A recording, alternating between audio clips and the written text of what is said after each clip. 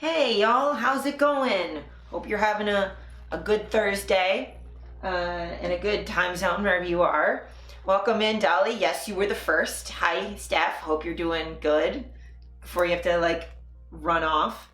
Yeah, good morning.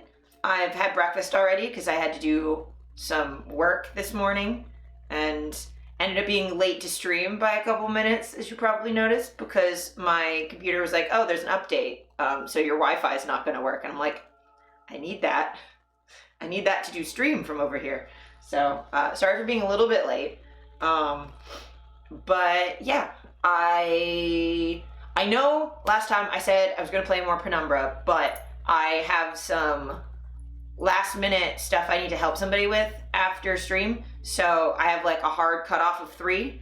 So plus there's a bunch of sort of time sensitive news I wanted to cover because there's a Ontario provincial election coming up in like a week. So I wanted to cover that while it was still like before all the advanced polling dates and stuff. And that wouldn't leave like a lot of time to play game if I'm also doing that and I have a hard cutoff. So we're going to be doing politics all day today. Plus silly goofy chats, and if y'all want to send me memes because we got to like lighten up the mood every once in a while, that's also super sick. So yeah, we'll be doing mostly news coverage and I promise for those who are not in Ontario, it's not going to be just Ontario news. I'm going to be doing some Ontario provincial election stuff just because that's coming up soon. We're going to be talking about some news out of the US. Promise I'm not going to be going into everything because I have a hard cutoff of 3. Covering everything happening in the US would take me like days. But there's like one particular thing that came out that I want to talk about because it's something I know quite a bit about. And I want to provide some like historical context of like how we can understand what's going on. And then also there is a Canadian bill that luckily is dead due to the proroguing of Parliament, but this has been its second iteration, so I do want to like briefly touch on it because it's like a really important bill to discuss. Just because like bills like it are popping up all over the place, and I do expect it to come up again. Maybe with different wording, maybe not. So we're gonna be covering some politics stuff, and that should probably take us roughly to 3. And then I think Lucy needed me to come by and help Kat distract during some house chores time. So I'm on kitten sitting duty.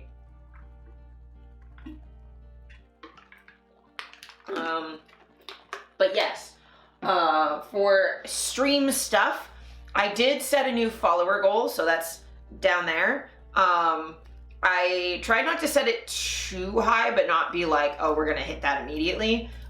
It's for a cosplay stream. I figured that's a good one to start with because I have so many cosplays, and I figured once we hit the goal, I'll run like a on-stream poll, or I might run in like an on-stream one and a Discord one and kind of like combine the numbers. So we will figure out what cosplay y'all want me to wear. I might have to do like a tier list or something, just because like I have so many cosplays. I don't know if we can like run a poll super duper easily because I've got a bunch. I might see if I can do, I don't know, I'll make like a huge list of the ones that I have that are like Twitch safe, and then we'll go through and figure out what one I'll wear, but we'll get to that when we get to it. I'm doing both ways. I'm turning my angry energy into writing because that's more healthy, because I saw the Cheeto Puff in the news today. My mom was low-key racist to a mixed race black lady's hair, which I hate. So I'm writing some disses because I've been listening to Kendrick too much. I don't think there's such thing as listening to Kendrick too much. Kendrick's awesome. But yeah, like, taking that, like, anger and doing something productive with it is definitely, like, the way that you keep, like, mentally healthy through all this stuff. Because, like, just being angry all the time is, with no outlet and nothing to do with it, just, like, tanks your brain. So yeah, when we're covering stuff today, I'm going to try and make sure to keep it as productive as possible. But yeah. And yeah, people being, like, racist about, like, hair, it's like, fucking goddamn it. Come on, it's just hair. Fuck off. Like, I don't know. Speaking of hair, I got mine re-bleached, so it's not my normal texture today, because it ends up, like, straightening out from the bleach and, like, being blow-dried, which I, like, never do. But yeah. Yeah, so we will vote on what cosplay we want to do. I also have some other follower goals in mind. I think we'll focus on those because I don't want to do, like, an IRL stream, like, sub goal while we have, like, I don't want to pressure, like, you know, we only have, like, 150, 160 followers. I don't want to pressure y'all to sub when there's so few of you, and, like, 170 is a lot. I'm really thankful, but, like, I don't feel right doing, like, sub goals, because, like, for the amount that the rig would cost, for doing IRL streams, I just kind of don't want to push that. So I figured at the very least we'll hit another follower goal first, and then once we get to that point, maybe I'll do a sub goal for, like, half the cost of what the rig would be, and then I'll cover the other half, just because, like, it is enough that just eating it out of pocket might be a little bit much, but oh yeah, Kendrick is amazing. But yeah, you get better at writing stuff like that by practicing, right? It's not like Kendrick popped out the pussy writing Mozart, you know? To kind of loosely quote Aaron Hansen. But yeah. Hi, Vampy. Welcome in. Hope you're doing well. Hope your Thursday's good. I'm working on wedding stuff, by the way. I finally stopped procrastinating and started messaging some folks for stuff. So I'll have some shit to send to you probably by this weekend at the latest. It would have been last night, but then I had too many things to do. But I got to figure out writing stuff for you. I procrastinate as hard. You really do. But I can't procrastinate to asking you and then you procrastinating and then me procrastinate writing, because then it'll be June. The moment I can go and get a job, I'll support you. I don't care. I love supporting my friends. Oh, I appreciate that. But make sure you're good first. But I very much appreciate that. And, like, also, like, it won't be like a single day sub goal. Like, I'll have the sub goal for a while, and then we'll have time to hit it, right? Because it's not like I'm gonna do IRL streaming when it's so nasty out I can't walk. Yes, Vampy's getting married. And I'm the minister, so I have to, it's my first time doing a wedding, so it'll be interesting. But I've been tapping a bunch of people to get, like, resources and stuff. So,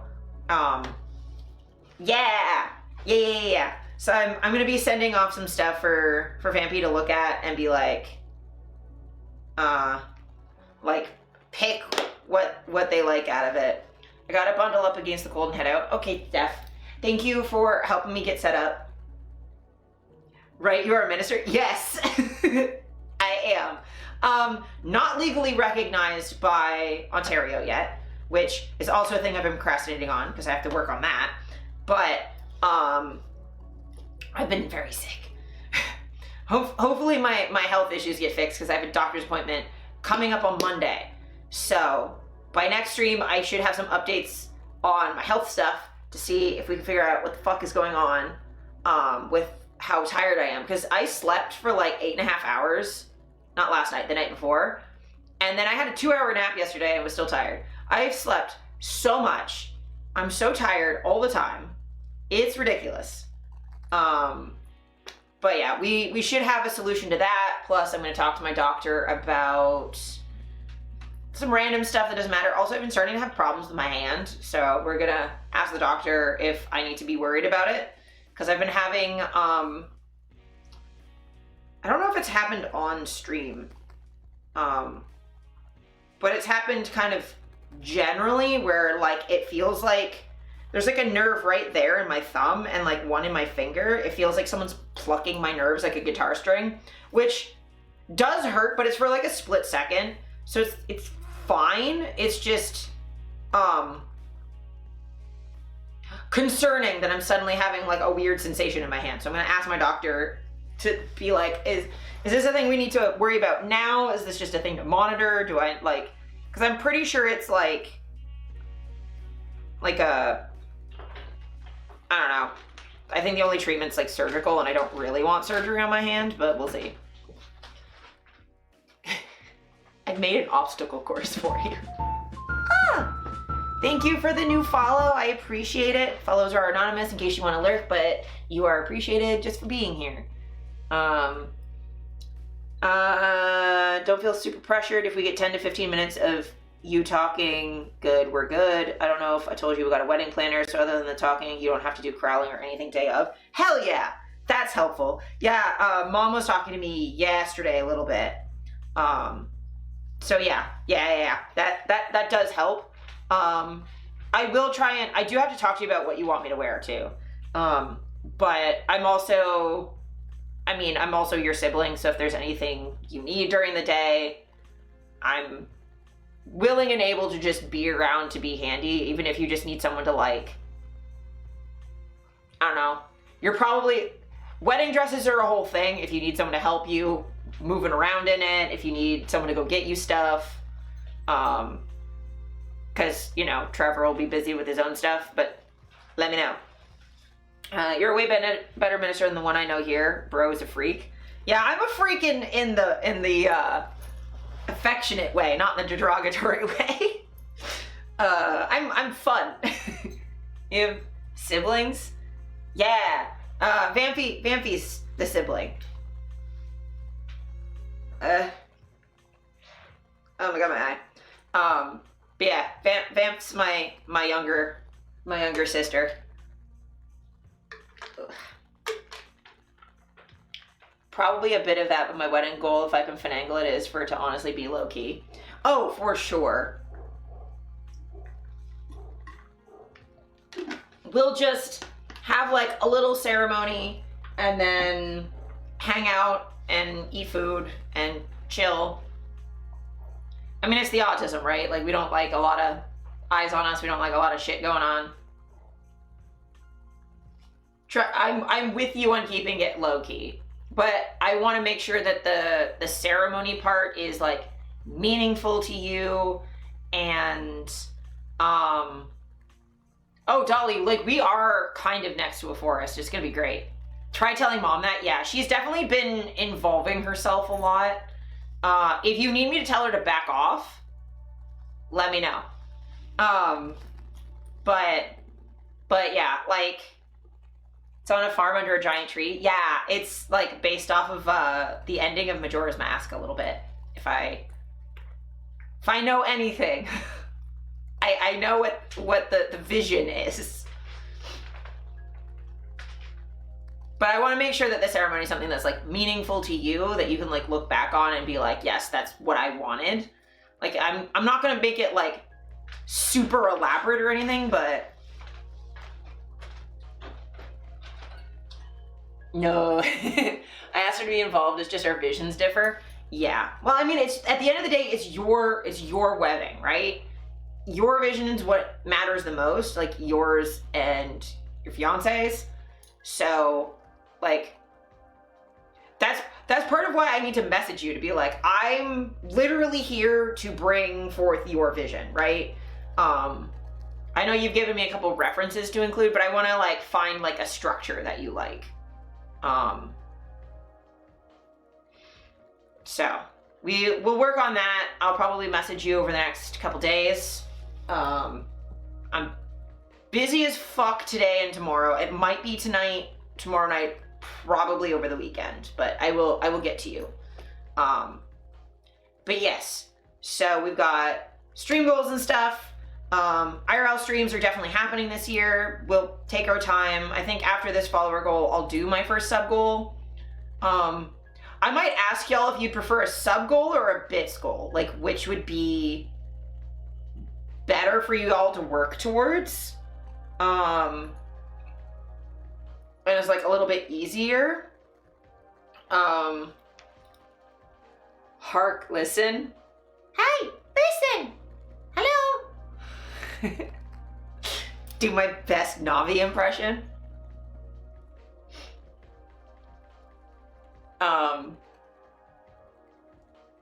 But yeah, I think I was looking at the cost of like what, cause like I was looking at for IRL streaming a gimbal for my phone and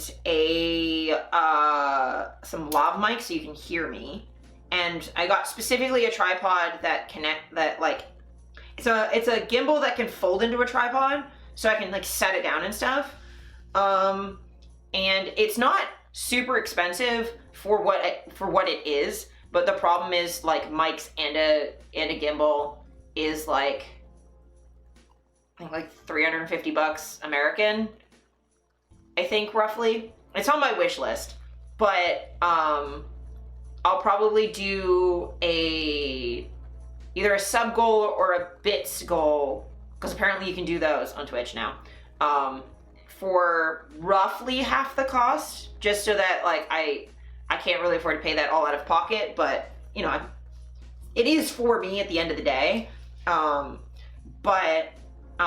And then once we eventually get there, because we will, it'll take some time, but we'll get there. Then I'll order it and we'll do IRL streams, probably low cost stuff like exploring dead moles, Shibari in the Park, I think was stuff that people were really interested in, cemetery tours, just like exploring the city.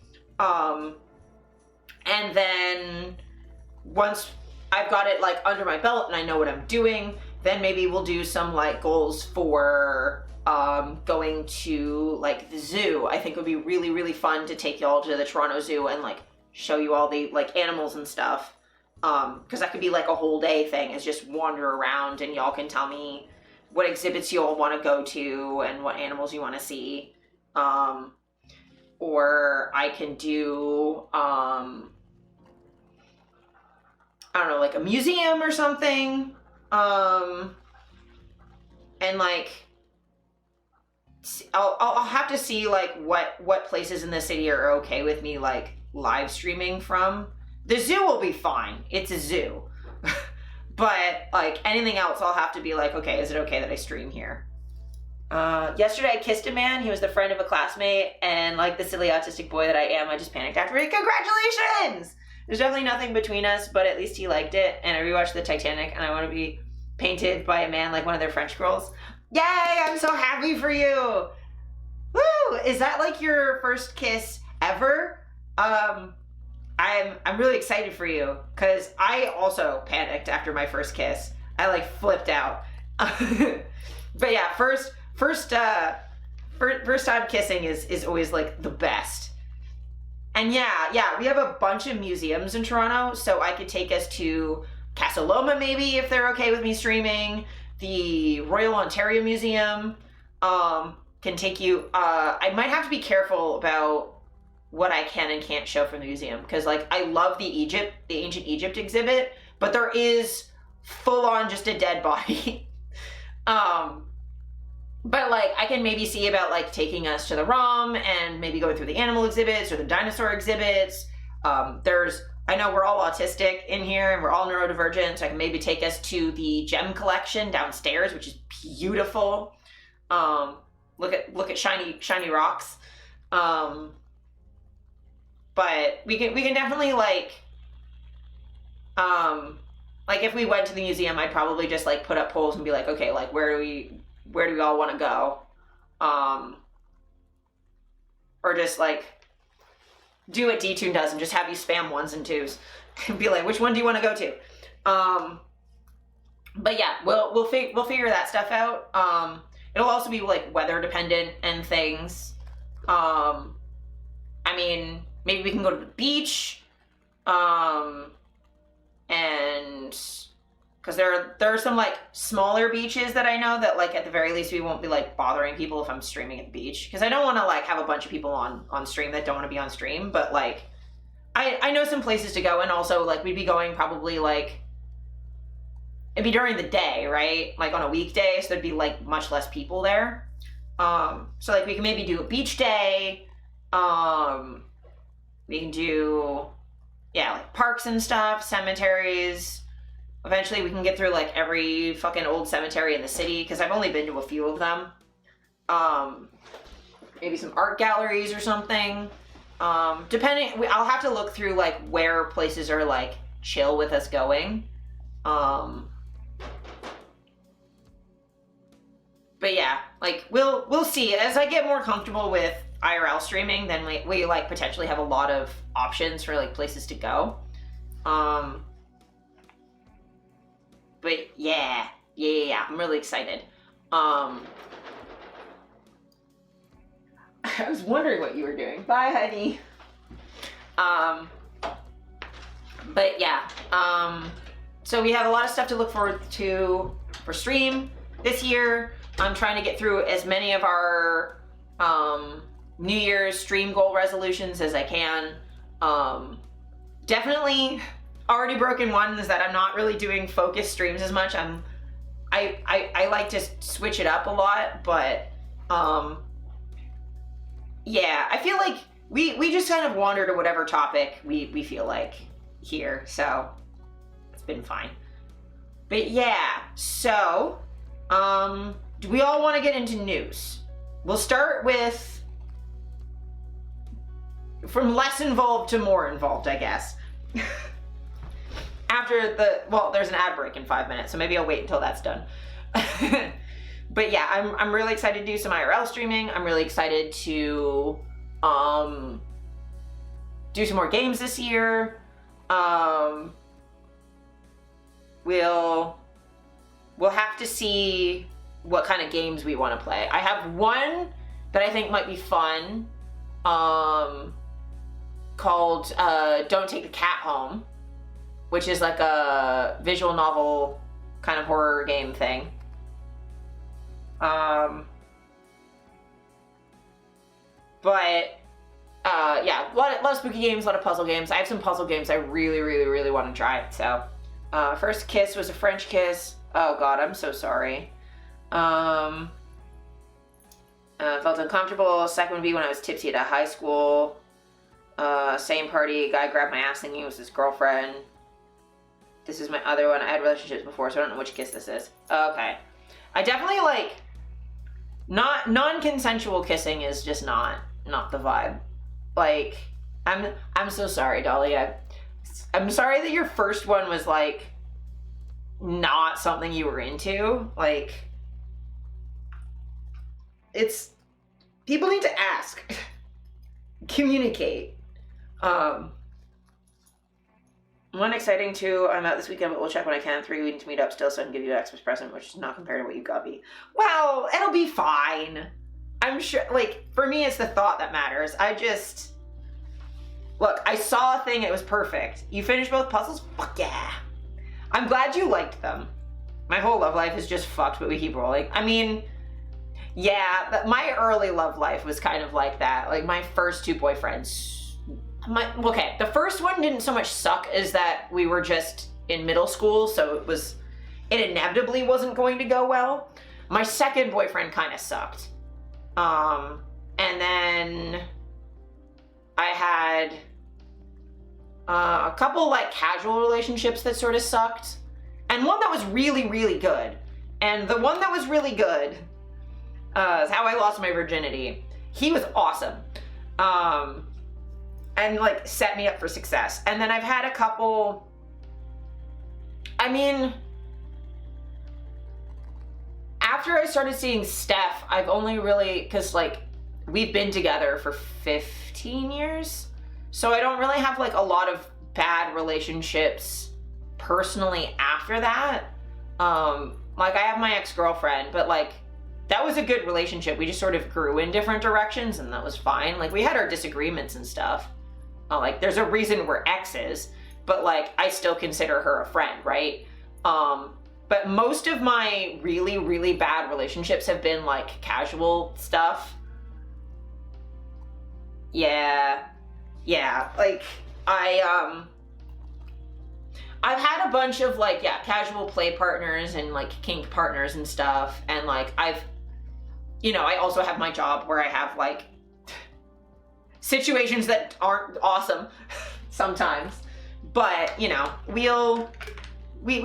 keep going, we keep rolling. And I can say like as you get older and more sure of your boundaries and more comfortable enforcing them, things do improve. They definitely do.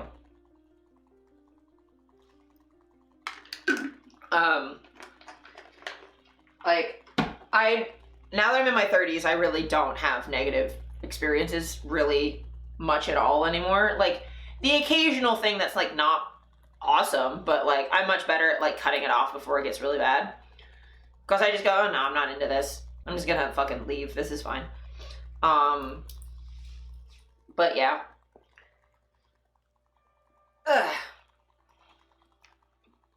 But I do think I am boyfriend/girlfriend material. Like if I was to rent myself, is that the term? And I gotta give people nice experiences. Like I live to be kind and make people feel good and safe. Yeah, I mean, like, just from like the little that I know you, you're like so friendly and so open. Like really what being a good girlfriend or a good boyfriend or a good partner in general is being a good friend. Just with like, there's like extra dynamic stuff going on, but it's the same basic skills, right? Is like being good at communicating, good at respecting boundaries, good at caring about the other person, good at communicating your own boundaries so the other person knows how to take care of you back, because like it's not fair if people don't, like people that don't want to hurt you need to know your boundaries so that they don't, right? It also really helps to have a primary partner to compare to. I don't need any fuckboy bullshit when I have a perfect someone at home. I don't need to settle for toxic. Yeah, that is the one benefit of like when you have a healthy poly dynamic is you're like, well, I don't need to put up with this because I only take on relationships that I want because I don't need anything right now.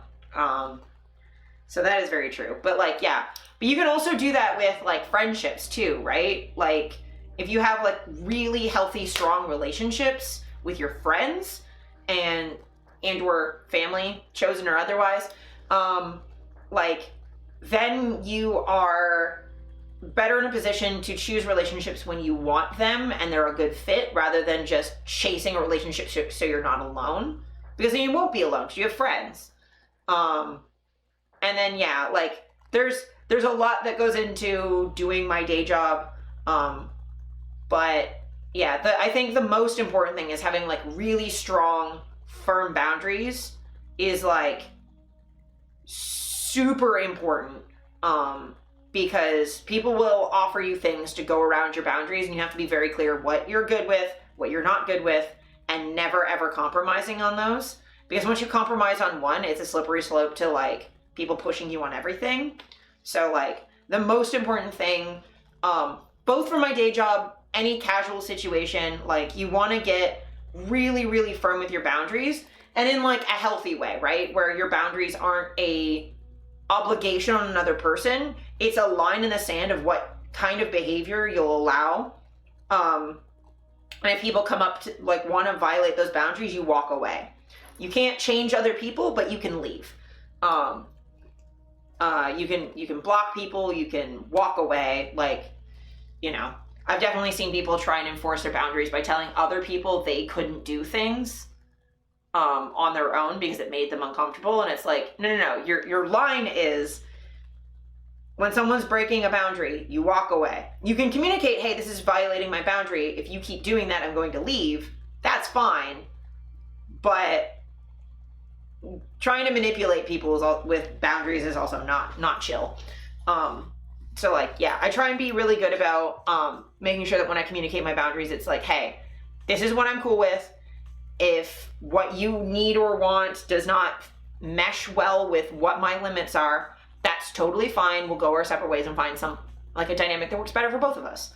And yeah, but like the more comfortable and confident you are in your friendships, the more you'll feel like you have the ability to say no to things that you don't want because you don't feel like desperate that you need them. I'm also the MF that will be depressed if I accidentally hurt people I care about. Yeah, I've definitely, Vampy is definitely like that. I do a little bit where like if I really hurt people, I get so upset. Like especially if it's something like serious, I'm like, oh fuck. Yes, ad break over. I'm gonna pivot us to news, I think. So we're gonna cover something smaller first. So this happened on Monday. I was out all day. I think it was Monday. Tuesday? Monday. I can't remember. It was a day where I was out all day. Yeah, Monday. So this happened Monday. There was a plane crash. So it flipped upside down. I think there's a picture of it. Important thing to know right off the start, everyone survived. Everyone is okay. And even right at the top, it says of 21 people taken to the hospital, 20 have already been released like the next day. So like people are fine. And most of the people who were injured, it was minor things like, I think this article goes into it, but it was like minor things. And of the serious injuries, there were people who weren't wearing their seatbelts. But to be able to have everyone survive this, everyone's upside down, and everyone lived, is why we have seatbelts in airplanes. Everyone lived from that because they had their seatbelts on. Also, what apparently helped is, it might have contributed to the crash is all the snow, but having the plane skid off the runway into just a pile of snow definitely softened the impact. The crews responded really quickly. Everyone did their jobs. And it's important to know too that like crashes aren't necessarily more common than they used to be. They're just being reported a lot more. But yeah, this was a thing people have been asking me about all week because like they know that I'm in Toronto. I was walking around downtown when this happened, so I can tell you from being outside at the time that the winds were incredibly strong that day. Use hard, work is hard, but I do get sad in general because I don't really celebrate my birthday. My birthday's on like a holiday weekend here, so I often don't really celebrate my birthday that much either. So I get what you mean, but like you can absolutely hang out here and we'll celebrate with you. Is your birthday soon? Like, is it in February or March? Because I'll try and see if like because my March and April schedule is ridiculous, but yeah. So what happened with the plane is when it touched down, March 8th, the Saturday. Okay, I should be streaming the Thursday beforehand at least. But yeah, the plane touched down, the right wing broke off, and then it rolled. So important thing to know with these planes, I looked it up. These planes, they don't have, so the way that their landing gear is they have landing gear under each wing and under the nose. So they don't have the middle landing gear under the belly like bigger planes have. So when that wing went, it basically had no landing gear on this whole one side, so it like tipped. And then as soon as it went, it like caught wind on this wing and spun around. But like that plane is remarkably intact for flipping over. But I can tell you that the wind was extreme that day. It wasn't like 100-mile-an-hour winds or anything like that. It wasn't like a hurricane. But if it was that bad, they would have just canceled flights and stuff. It was around 52 kilometers an hour when I left the house that day. And it was pushing me around walking downtown. So like, and the gusts were higher. So it was very, very windy. So that is likely to have contributed to it. Especially like looking at the landing too. Like I've seen videos of it. I'm not going to show it on the video on stream just because I don't want to upset folks. But basically, normally planes, when they come down, right, they do this. So they're coming down kind of that way. So they slow down with air resistance. When you have strong headwinds, you can't do that because you'll stall out and just fall out of the air. So you have to come down a little bit more directly. But then you're kind of coming down not at the angle you should be. Yeah, they come in at an angle. So like instead of doing this, you kind of have to dip the nose more. You don't want to be doing this because then you just plow into the ground. So you need to kind of like, we're coming in a little bit more downwards, a little bit more flat than typical landings. So it could just be that they tipped the nose a little bit too much. They came down a little bit too hard. Could be that they were doing that because there was a huge gust of wind and then the wind let out at the wrong time. I'm not a pilot. I don't know enough about planes to say what happened. There is no definitive answer given yet by experts about what happened. But I will say, having seen the video and seeing it, the angle that the plane was coming at is it wasn't coming down the way that planes usually do. And that's normal for if there's like a really strong headwind. So like, it's not like the plane came down wrong. It's just, I feel like the wind possibly contributed. Having been outside that day and feeling how strong the wind was, that it was like unusually windy, and we'd had back-to-back snowstorms, so there was snow on the runway, which you can see in the pictures. There's snow fucking everywhere. And the city's still cleaning up snow. Like the road outside my house still isn't really plowed properly. So it's probably just an accident. And a thing to keep in mind is like a lot of the plane crashes that have been happening in the US that have been covered, it's like a lot of that is like, there was the one that was an air traffic control failure because there aren't enough air traffic controllers and they're having to do too many extra jobs because of defunding and firing and all this stuff that's happening. That wouldn't affect planes in Pearson. We're a different country. No matter what Donald Trump says, we are a separate, independent, sovereign country. Our air traffic controllers, that completely unaffected, right? And any other effects from the US wouldn't be happening right now. Pilots trained so much for their job. Honestly, they did anything in their power and people are safe. I'd say that's a win. Yeah, the fact that everybody lived is a credit to the pilot taking it down as softly as they could, crews responding as fast as possible. So yeah, shortly after the plane touches down the runway, the right wing seems to collapse. A burst of flames and smoke appear. It flips onto its back, comes to a stop several meters from where it initially touched down. Yeah, so it fully flips over. The number of injured has fluctuated in reports from officials since the crash happened. In an upstate Wednesday morning, Delta said 21 people were taken to hospital with 20 released.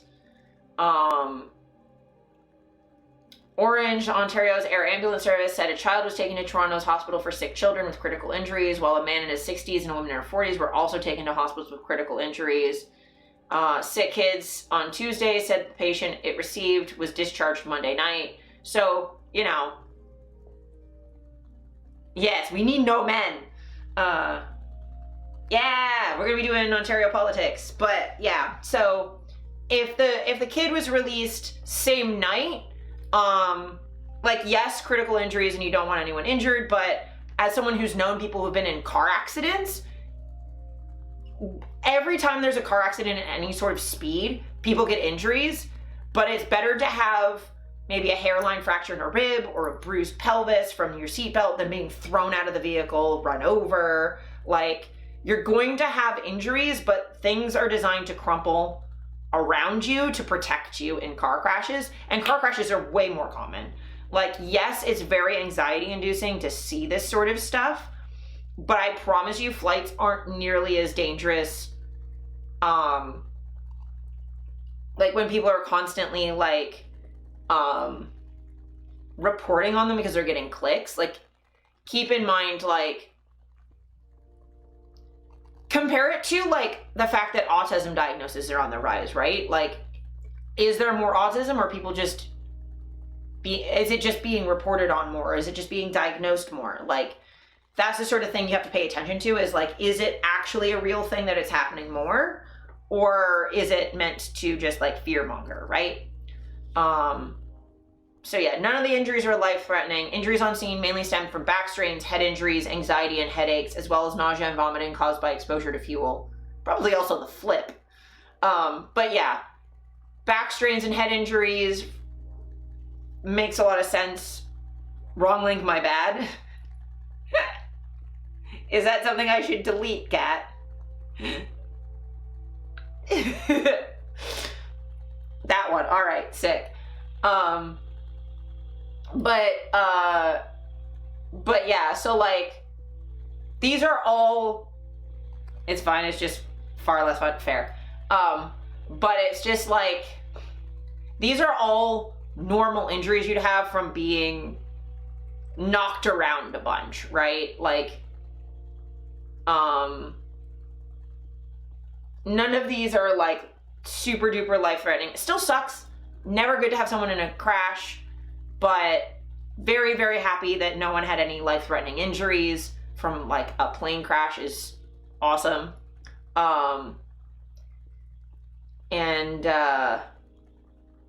Yeah, and like the rolling impact helped 5 times. I think I'm unlucky.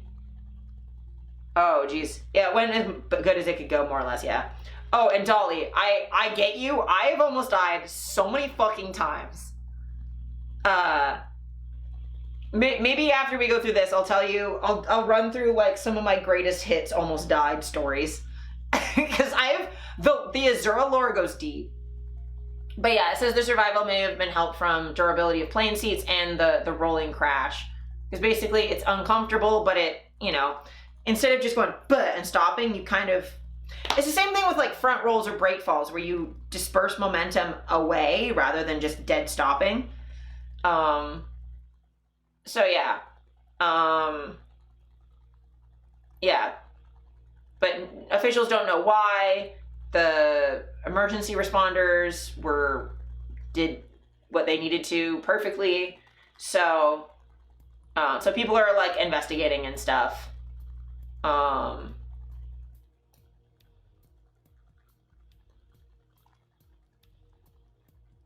Yeah, so they're not super sure, but like this is the flight. Pretty easy peasy flight. Little tiny plane. But yeah, everyone survived, so they can talk and be like, oh, this is what happened. Oh, there's no crosswinds. Todd Aiken, the GTAA fire chief, told reporters Monday night the runway conditions were dry and there were no crosswinds, but McNair said the instructions given to pilots just before the landing indicated the crosswind was up to 17 knots. And noticed airmen also mentioned there was snow on the runway. So yeah. Oh, yeah, gotcha, Kat. The why is likely because the weather was unhinged. Yeah, because, like, I was outside when this happened. Literally the exact same time this happened, I was outside, and it was windy as fuck. And based on the direction the zero way, there was no wind. It might have been no crosswind, but more headwind. But there was definitely wind involved. Like I was saying earlier, like you can see in the video, the plane's not doing a landing like this like they normally do. It's coming down a little bit more flat, which shows that they thought that there was some headwind or some crosswind. Yeah. But if they had conflicting information on the winds, which again, with the way the winds were that day, is they were kind of drifting around, they might have not known which direction the wind was coming. But But yeah, 50 centimeters of snow fell at Pearson. Back-to-back winter storms. But yeah, the airport's still open. Everything's fine. There were delays and stuff, but you know, fairly reasonable stuff. And I'm really excited to, Kat, you're gonna have to update me. Well, I mean, I'll look at the Discord, but see what the new character is gonna be. If there was very high, fast wind here, I'd be soaring. Oh my god, yeah. The wind that day was intense. So intense. Okay, let me open your link, Kat.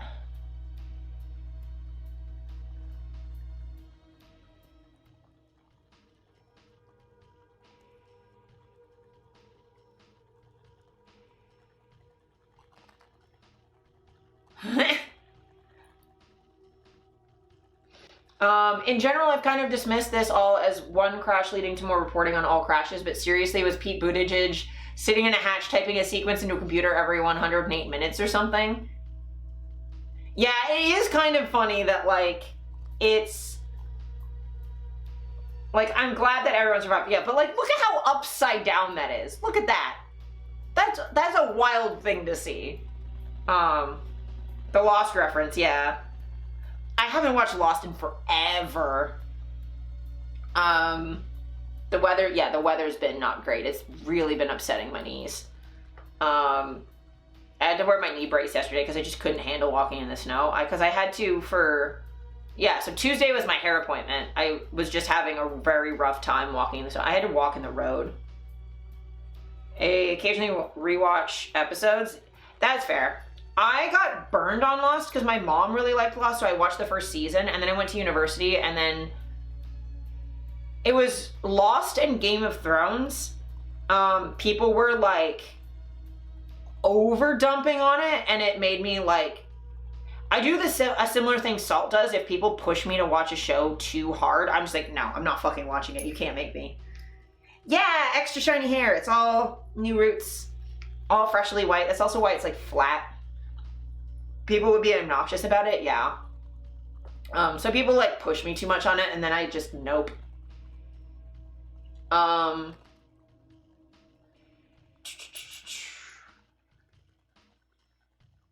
So I'm not going to show you the full Ontario leader debate because it's like an hour and a half long of pretty much nothing. Recommendation fatigue, yeah. And also just, like, I don't know, I get stubborn, like, if people are like, you have to watch this, you have to watch this, it's just, like, it's one thing if it's coming from people who know my taste and are like, I really think you'd enjoy this, versus, like, it's a popular thing, you have to be in on it, and I'm like, ugh. Yeah, okay, so I've only broken my foot. My foot's not what gets mad at the weather. Just my joints overall get really angry.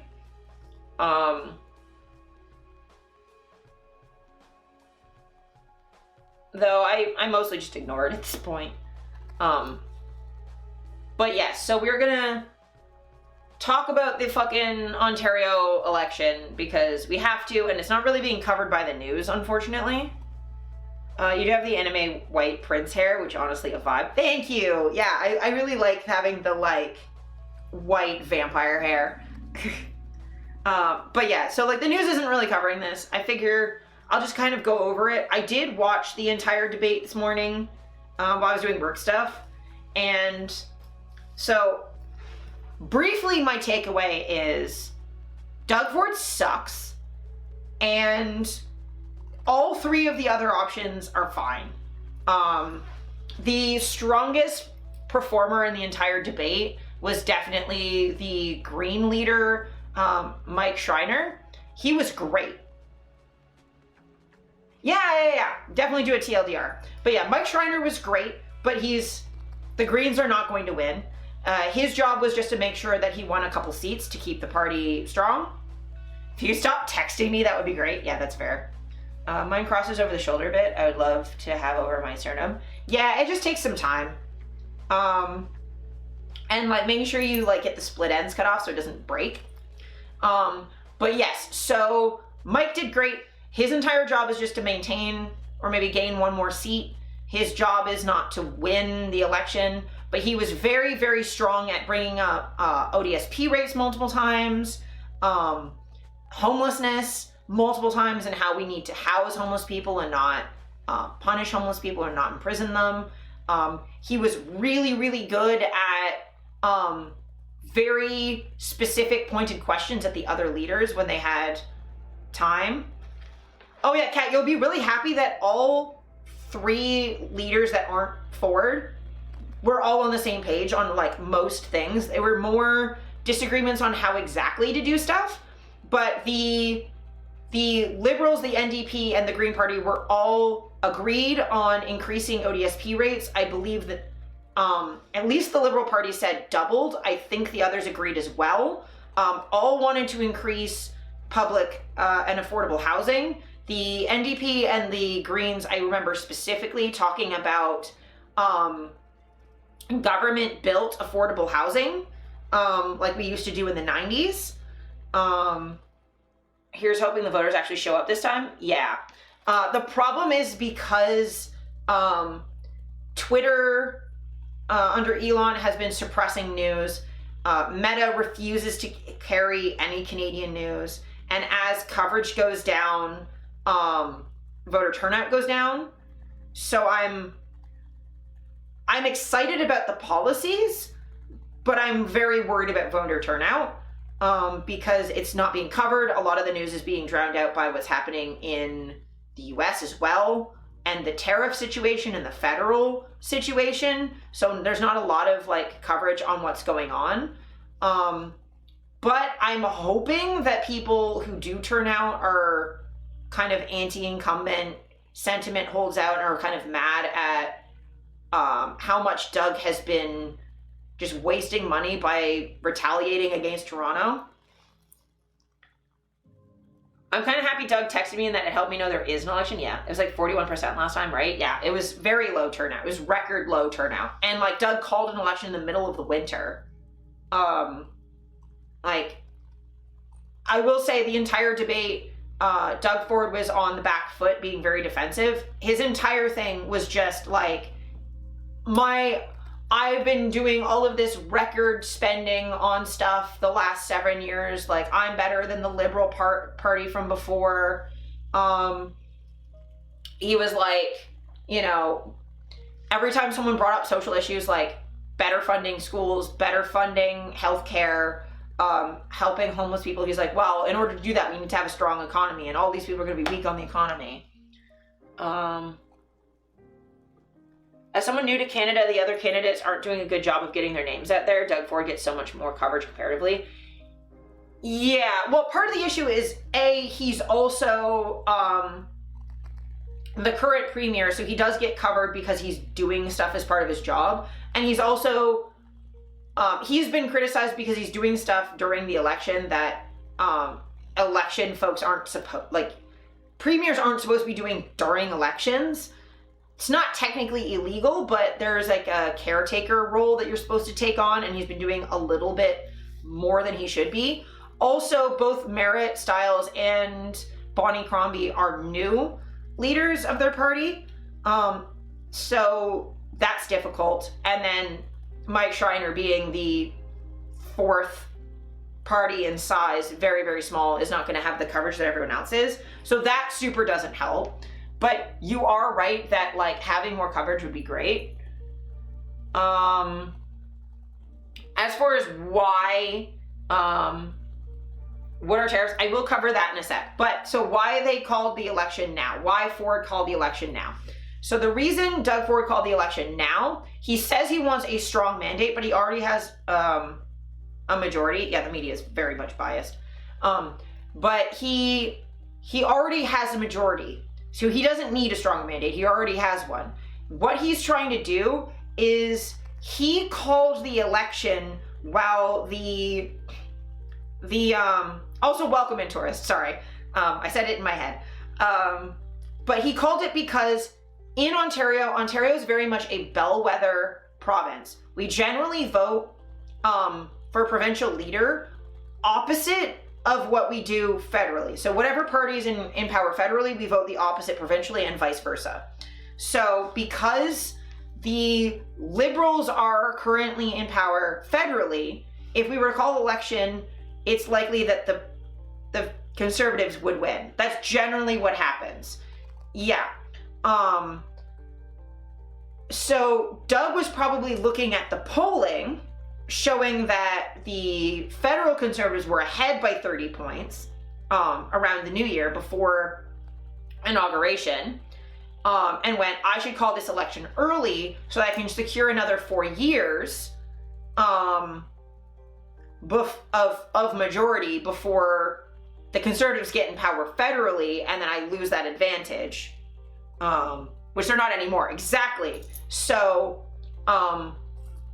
Ford's probably hoping that because the election period is so short, that he can sneak in before people start shifting too much. But again, the Liberals still are in power, and Conservatives don't have power. Well, so they don't federally. They're the opposition. They were polling to win the next federal election, but now that Trudeau stepped down and there's a new leader coming into the Liberal Party, things are shifting rapidly. That people were upset with Trudeau, but not necessarily the Liberal Party. And they're not enthused with Pierre Poilievre, especially because he tied himself so closely to Trump, and now Trump is attacking the country. And Poilievre has been doing a lot of, this is the federal Conservatives, have been doing a lot of divisive politics. And with the tariffs and the attacks on our sovereignty, Canada's been uniting more than ever. So it's really rattling the right wing. Yeah. It's nothing's for sure right now. Everything's very up in the air. So what tariffs are is a tax, essentially. So tariffs are a tax you put on things coming into your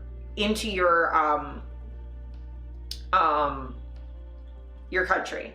So let's say America has tariffs on Canadian steel and aluminum right now. So instead of it just being at the normal price, there's extra taxes levied on it to try and increase the price of it. The point is to make that more expensive because the shippers don't pay that cost. Importers pay that cost. So it makes it more expensive to buy Canadian steel and aluminum versus American steel and aluminum. So it's a tax the government is levying on imports. So you pay that when you import stuff. So if you're an American and you buy Canadian steel, it's going to cost more than American steel to try and pressure you to buy American. But if there isn't enough, so in theory, you'll buy American instead of Canadian, assuming there's enough American supply, or your supply chain can handle the switch. Sometimes it just means things are more expensive because there are a lot of things that America gets from Canada that you can't overnight suddenly switch.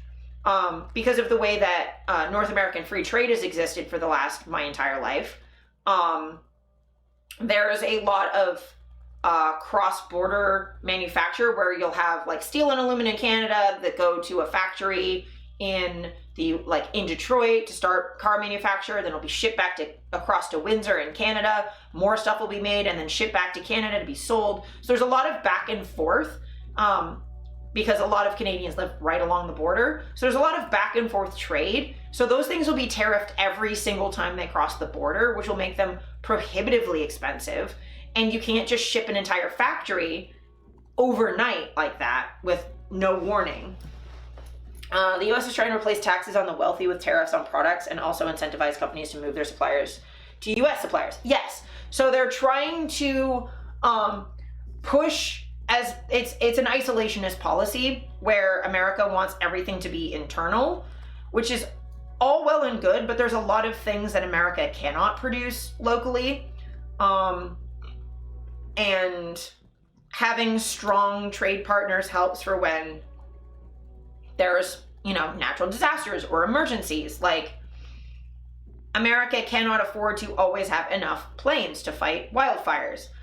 Canada can't always have enough planes, but together we can have enough together to fight, because our wildfire seasons are slightly shifted from each other, so that we can fight our fires together. Or we have a lot of natural resources that they don't have in the South, right? Like we have the bigger side of Niagara Falls, so we have a lot of hydropower. We have a lot of lakes and rivers, so we have a lot of hydro. We have uranium mines. We have lumber. We have tons of resources that America just doesn't necessarily have, or can't, because they have a higher population that a lot of that land is lived on or lived next to. Whereas, I mean, we do also have indigenous people that also live on a lot of land that we extract for resources. But like, we have a lower population, and it's a lot easier to exploit our natural resources than it is in the US. So tariffs are basically, they're meant as a trade strategy, but they're not. The Americans are also trying to, how do I put this? Trump is not a skilled negotiator. He thinks of things as a zero-sum game where there's a winner and a loser. He doesn't like situations where both people benefit, because he feels like that means he's not getting a good deal. So any trade situation where Canada benefits, he thinks America is losing, when really we can both benefit. That's how it's worked for forever. We are very close trade partners for a reason. But he wants to economically bully us into losing our sovereignty over our resources, whether that's being the 51st state, being militarily invaded, which the fact that the Overton window has shifted enough that this is even a fucking conversation that we're having is bad enough. Even if we don't think it will actually happen, the fact that we've shifted to the point where that's not an unreasonable thing to think is absurd. Yeah, he's a sore winner and loser, and he doesn't understand the point of trade. So he wants to have, trade deficit is fine. He doesn't understand what any of these terms mean. But he wants control over us, so that he can have what he wants without having to give us anything for it. And unfortunately, there's no real way for him to get what he wants. So it's just going to be a toxic fight back and forth until he either backs down, which, if we can make it look like he got a win from us, then he kind of does sometimes. But if he gets it really stuck in his head that he wants control, we're just gonna have a fucking nightmare for the next four years. Yes. Definitely get your medication refilled if you can. Yeah. There isn't yet, thank fuck. Yeah, good. But yes, he just does not fundamentally understand what this stuff is. Yeah, he wants Canadian resources without protections. It's very, very similar. So, and it's combined with this long-standing idea of the U.S. Manifest Destiny, where they feel like that has a whole racist history of claiming what is now the United States from the indigenous populations, chunks of it from Mexico. I mean, the whole War of 1812, where we won, by the way. But they want to expand.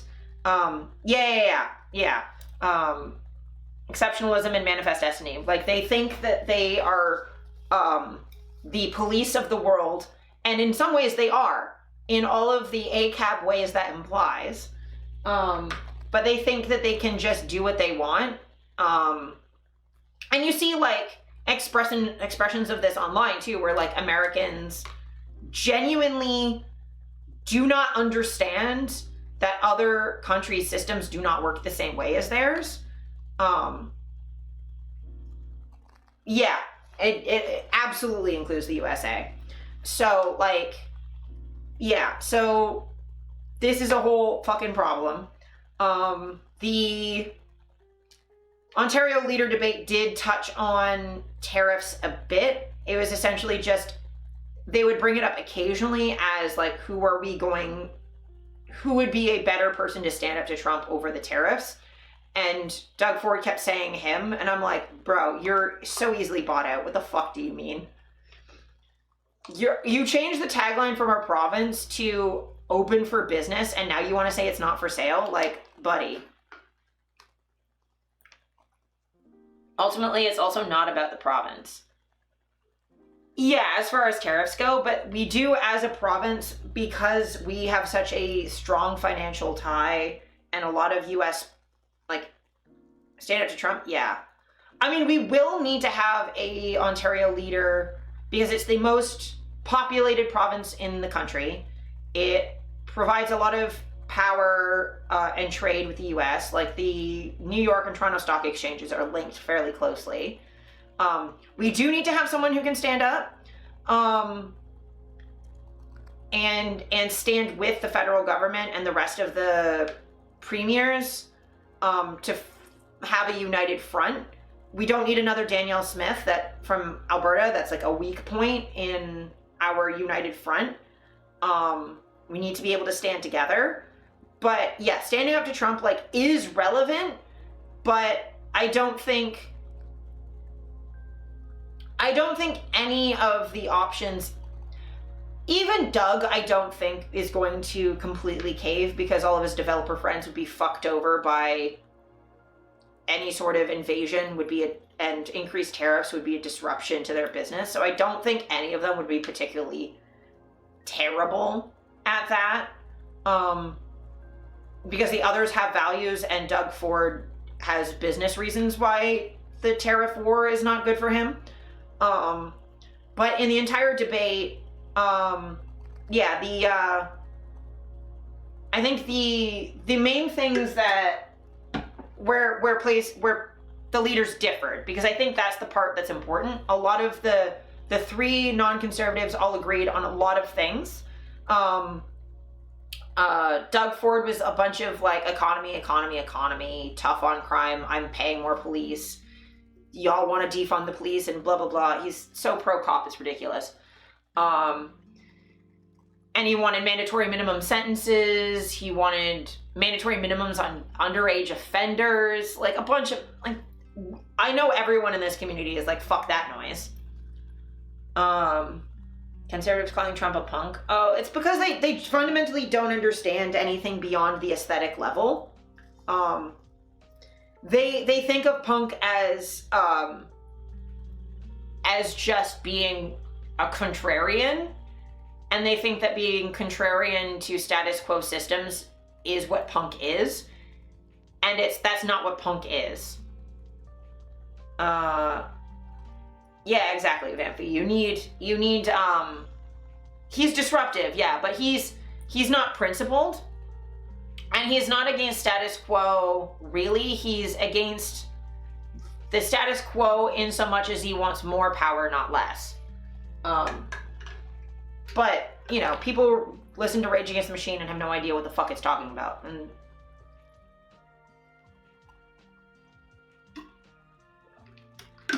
if you read the lyrics, some of those who work forces are the same ones that burn crosses, and you don't understand what the fuck that means. Bruh. The status quo is not democracy, it's late stage capitalism. Yeah, and like illiberal forces have been taking over for a while. I mean, the state of our news media is like a good example of that. Like I was saying in a tweet, or Skeet, I guess, it was on Blue Sky, because fuck Twitter.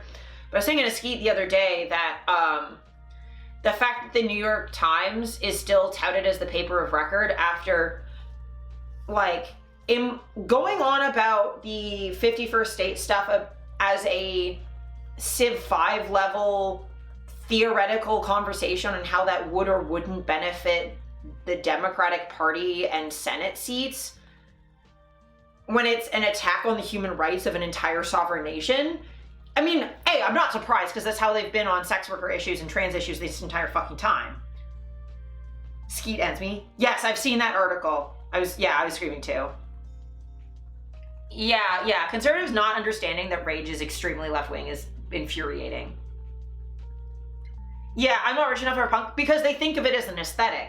They think of it as going out and buying trip pants They don't understand you can fucking make trip pants with a pair of suspenders, some safety pins, and some plaid bullshit from the fucking thrift store. Punk is originally DIY. Goth is originally DIY. When I started as a goth, I was making goth looks from like random shit from Old Navy and secondhand clothes from my cousins. Just fucking pin things to things. Like, yeah, I own a bunch of Killstar, sure, but I also own a bunch of like independent brands, and I own a bunch of like, and I only really own that stuff because I have to for my job. Most of my coolest clothes that people are always like, where the fuck did you get this? I'm like, I don't fucking know, it's secondhand.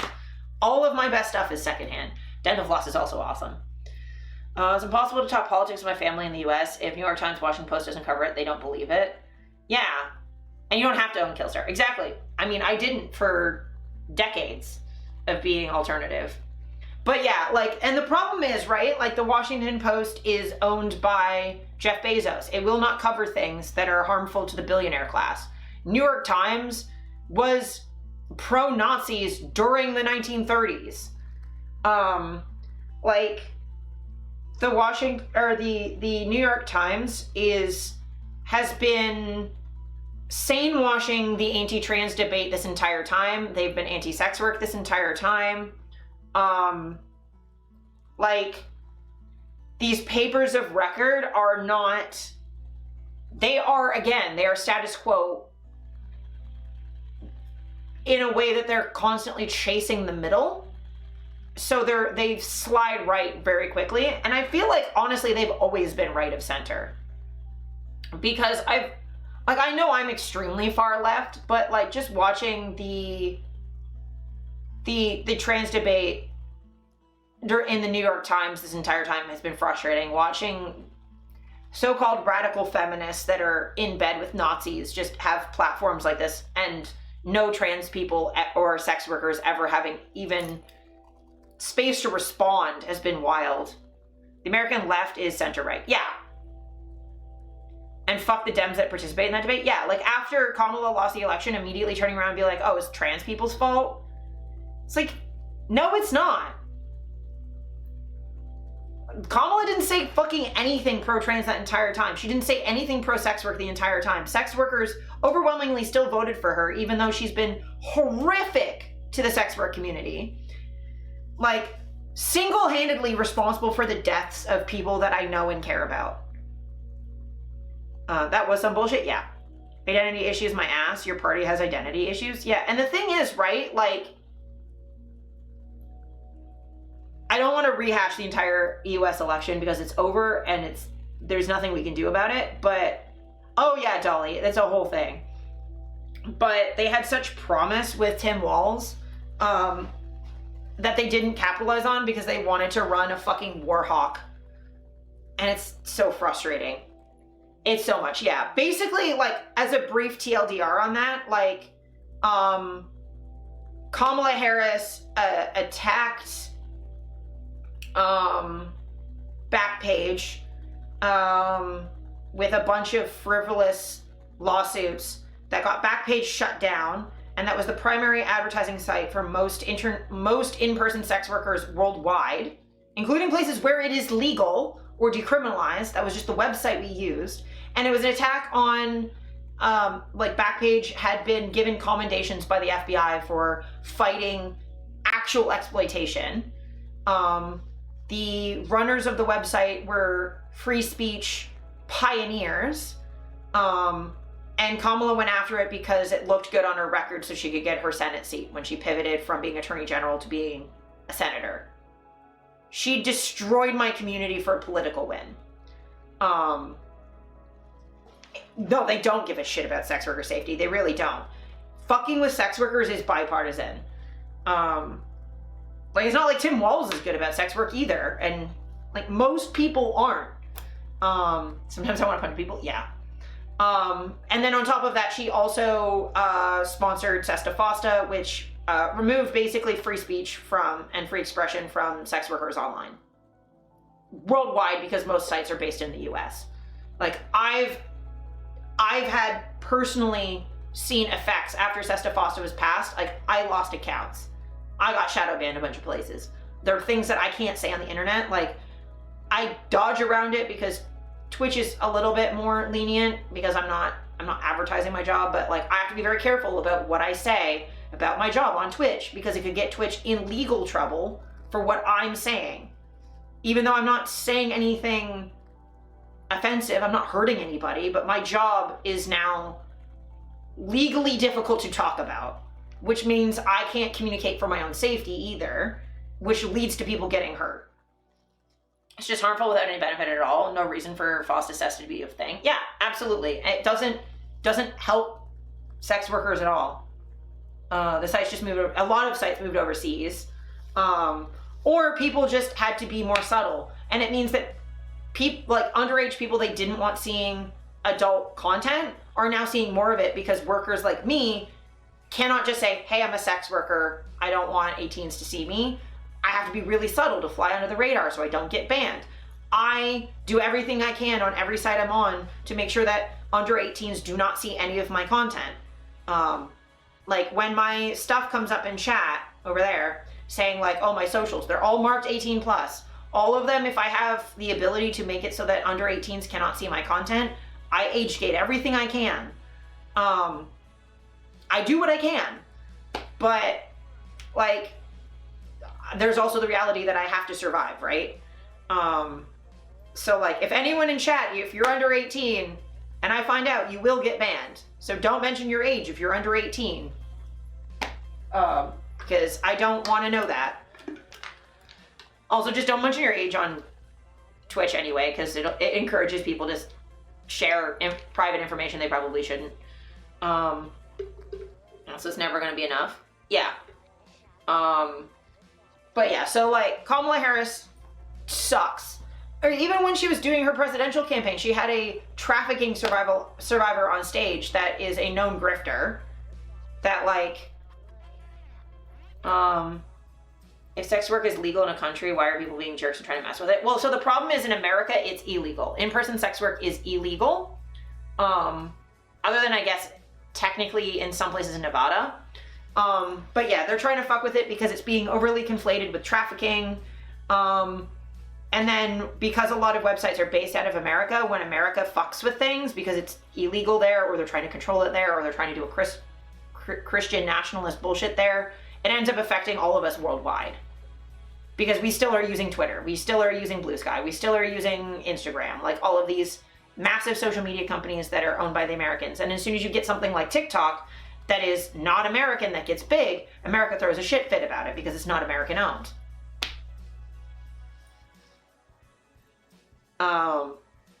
Yeah, we are fairly, we support each other because we're outside the protection of the law in most countries in the world, so we do what we can.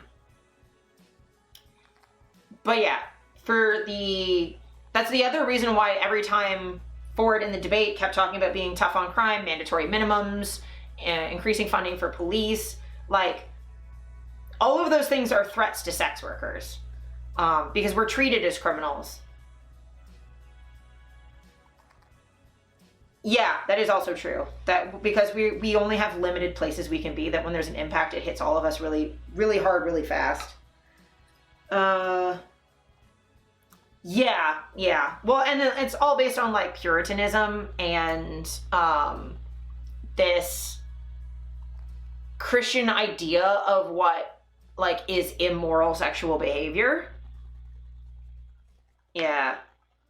I mean, the good news is, Dolly, is sex workers have been dealing with this sort of oppression for a very, very long time. So we have a lot of resources and things to teach people of how to deal with fascism and how to deal with being made illegal. Like, trans people who are now being made illegal in the US should be reaching out to their sex working siblings, because we are familiar with being censored. Like, all the books that are being taken out for having queer stuff in it is being framed as being sexually explicit. It's being framed as being pornographic. Talk to porn producers about how we get around that stuff, about how we fight back. Join with us, Same thing with the Comstock Act will go against not just sex work stuff, but reproductive rights stuff. Oh yeah, I could talk about America all day as well. But yeah, like the good news is we have mutual aid organizations that are well developed because we've had to have them since before I was even in the industry, and I've been a sex worker for over a decade, right? So like we've had these resources and these structures. We know a lot about what's going on. Sex workers have been warning about Project 2025 since November 2023. We've been warning about it because we saw it rhyming with things that were already happening to us.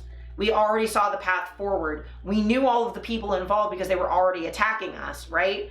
So, you know, it's really, really helpful to look at people who saw this coming and see what they see coming down the road, right?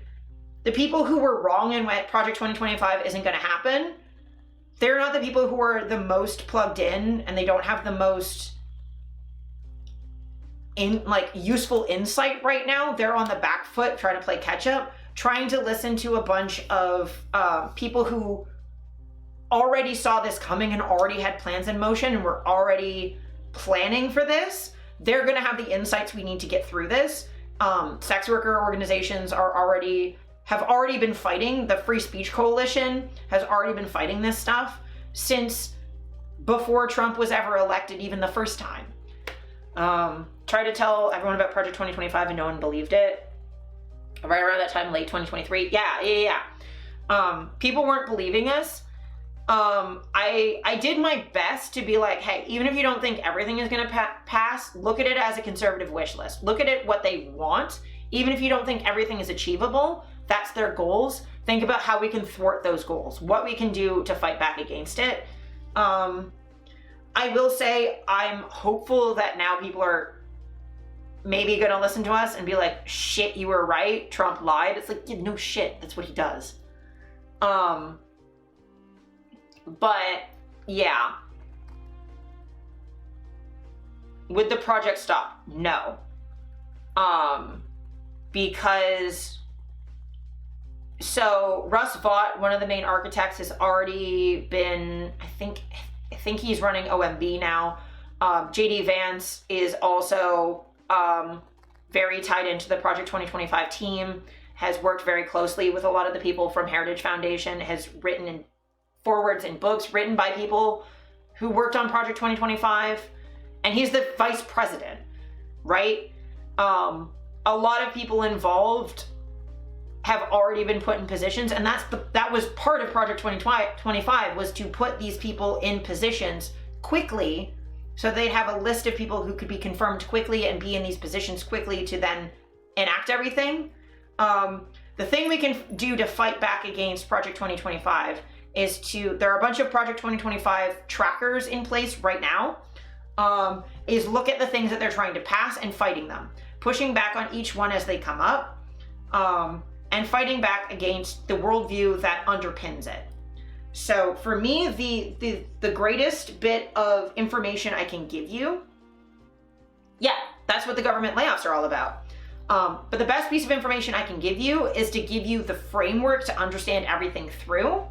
And that's every single one of these orders is coming from, they may seem like a lot of things are all happening at once, but they're all small parts of one larger goal, which is to gain full government control. They want supreme executive power. They've tried to capture the Supreme Court and the judiciary as much as they can. They cannot completely control Congress and the House because of pesky things like elections. What they're trying to do is get as much control in the executive branch as possible so they can unilaterally enact theocracy. And specifically, they want a theocracy of white Christian nationalism. And this is going to harm every progressive Christian as well. It's going to harm non-white Christians. The goal is to have, to break everything down. No more social programs. Everything is going to be made down into nuclear family units with the man in control. They want to get rid of any family option that is not a heterosexual nuclear family of white people.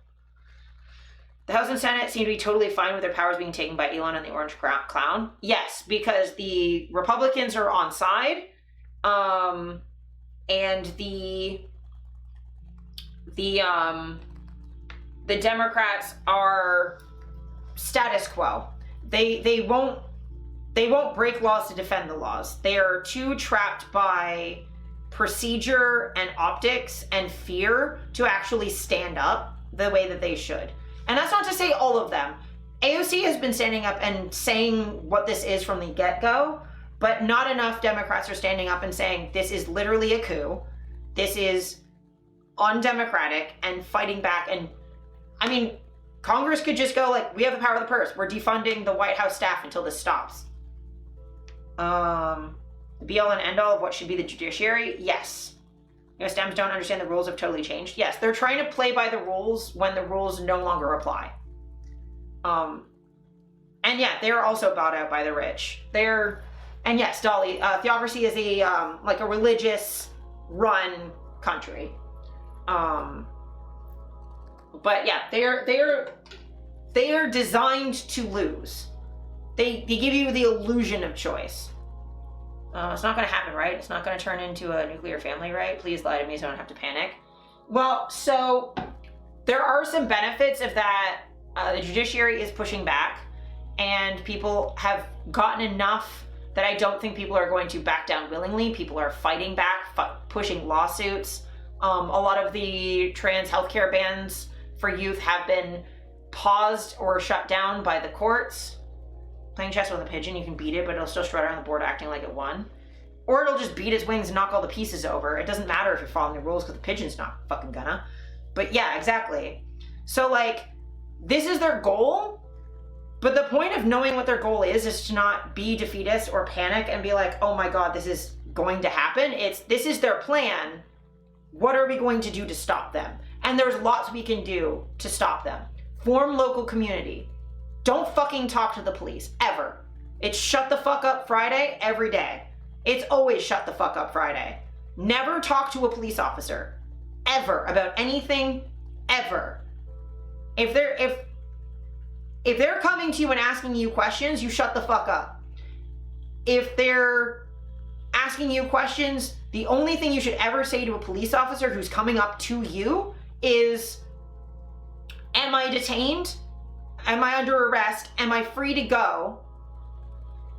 And if the answer to any of that is like, yes, you're under arrest, or yes, you're being detained, or no, you're not free to go, all you say is, I would like to speak to a lawyer, and you shut the fuck up. You shut the fuck up. Do not talk to the police. They are not there to help you. They will lie to you. They are legally allowed to lie to you. They're legally allowed to take your money from you. They're not your friend. And as someone who's been through the court system as a victim, even as a victim, they're not really there to help you. You need to be very careful, even as a victim if you have to come forward to the police for your own protection. It's the system we're stuck with. I'm not going to blame you if you have to do that, if you feel like you have no other option, right? But even as a victim, be very careful about what you say. Don't be too candid, because anything you say can be used against you as a victim as well. They can turn around and charge you too.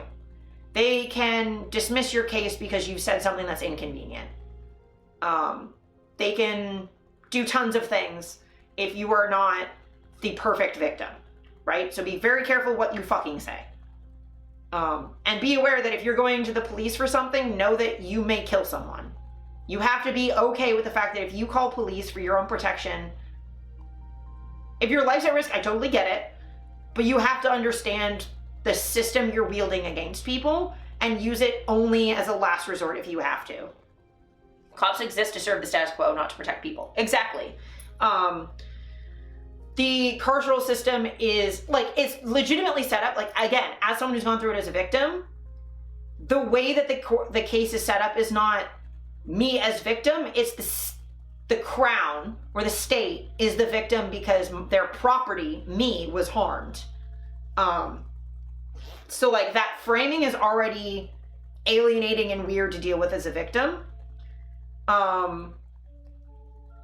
And they're there to protect property. There's been times I've called the police and they didn't show up because they didn't care about an assault in progress until the business owner called and was like, hey, this is disrupting business, and they immediately showed up, right?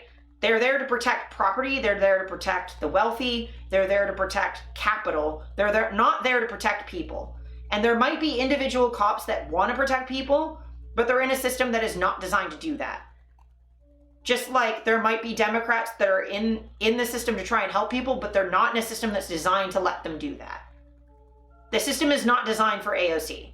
The system is not designed for the rare mythical good cop. The system is designed to harm and exploit people.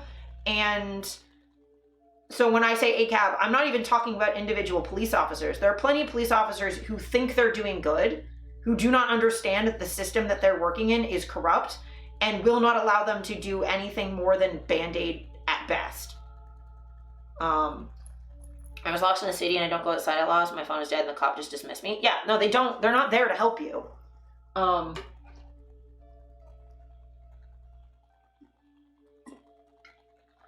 The thing to think about is the monopoly on violence, right? Police are there and the state is there to have a monopoly on violence. And while there may be a good reason to have a small group with a monopoly on violence so that we're all fighting each other all the time, that's not necessarily a bad thing.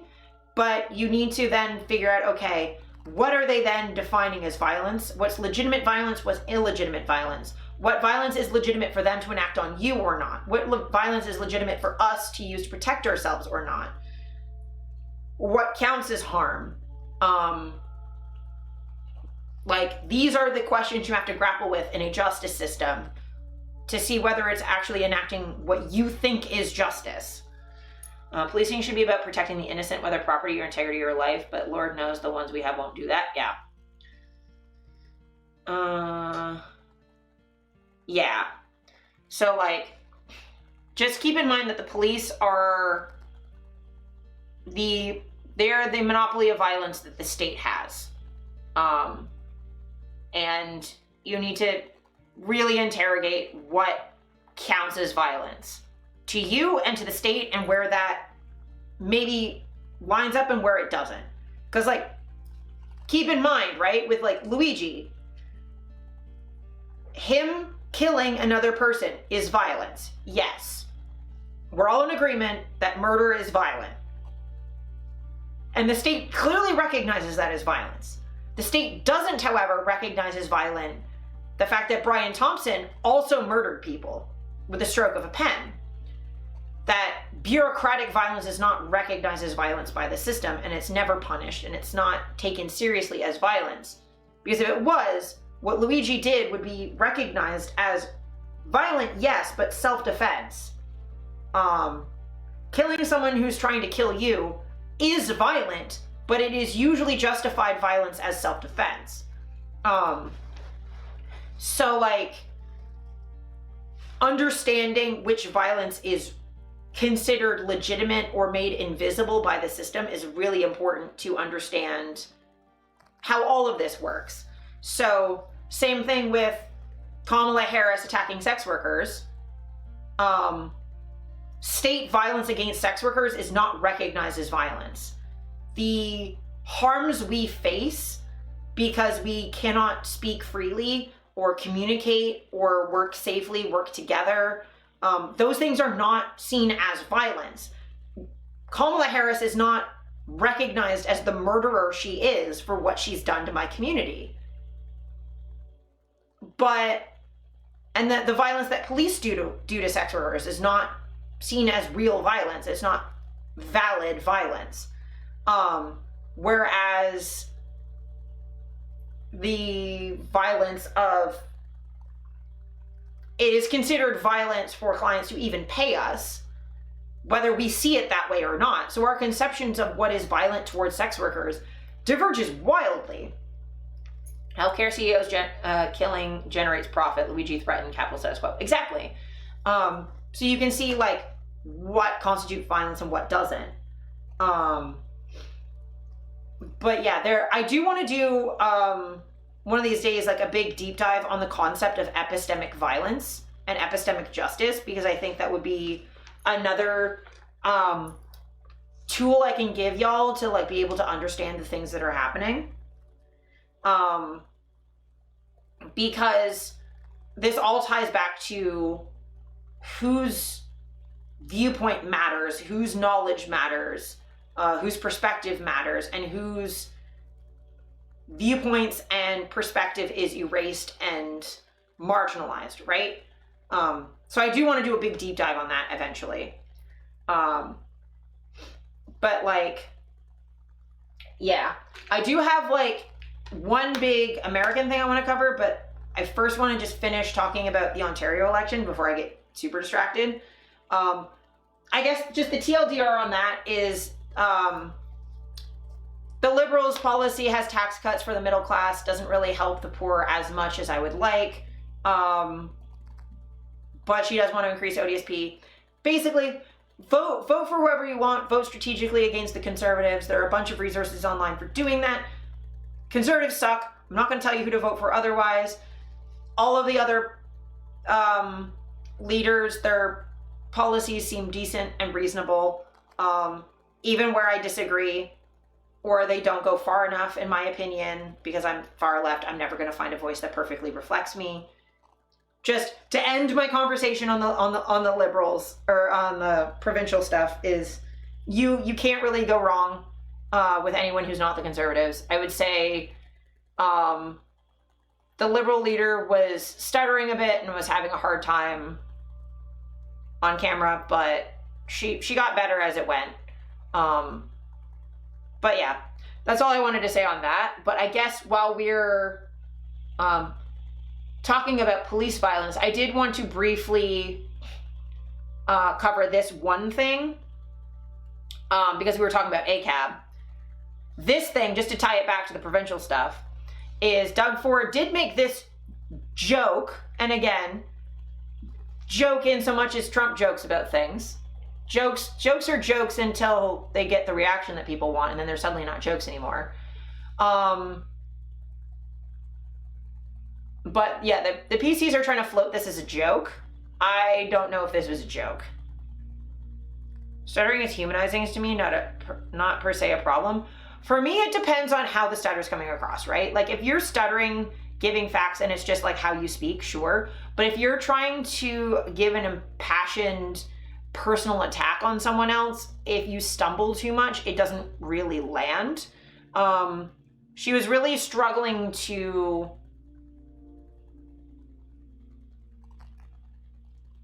have her tone in her words and her delivery all match.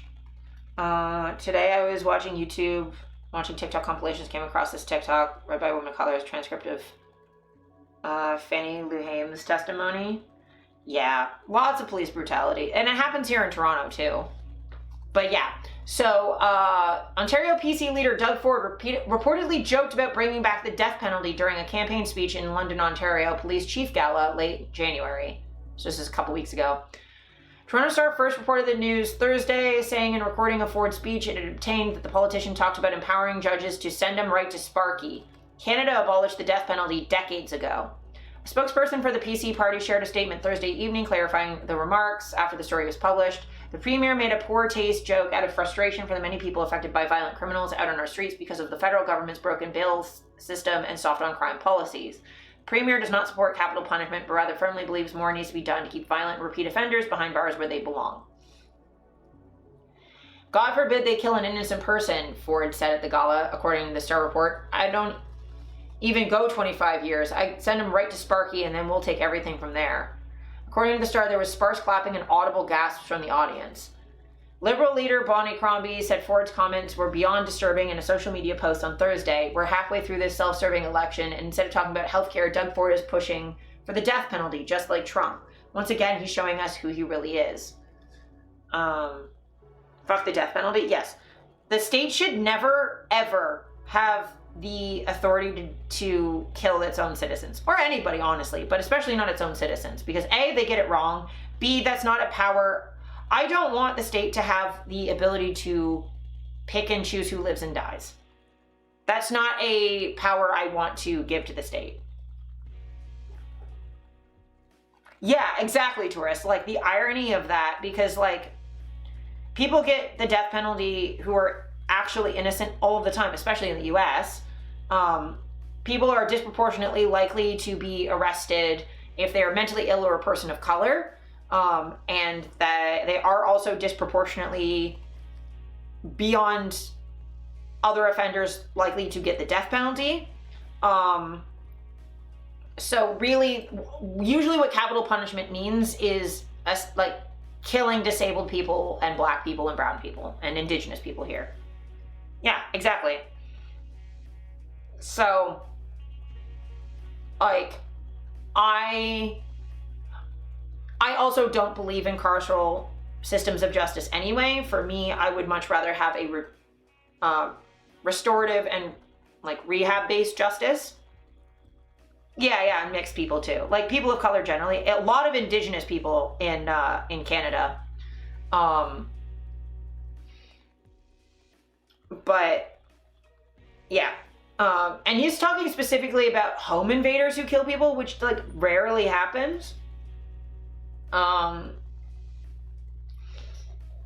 But yeah, this is not the first time that he said one thing behind closed doors and another thing when he gets caught. Following the first debate, Green leader Mark Schreiner said Ford's comments were cruel and show he is not the kind of premier that's going to build a caring, fair Ontario I believe the people of this province want. Yeah, no, the prison system is not, it's not meant to be rehab. It's meant to give catharsis. It's meant to punish people and make them suffer for causing suffering, but all that does is increase the net amount of suffering. Do they have prison slave labor in Canada like in the US? I'd have to look that up. I don't believe we have. I don't think so, but I'd have to double check. I mean, I can quickly Google that.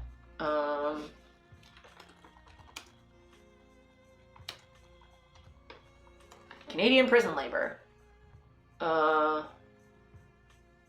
So yes, we do.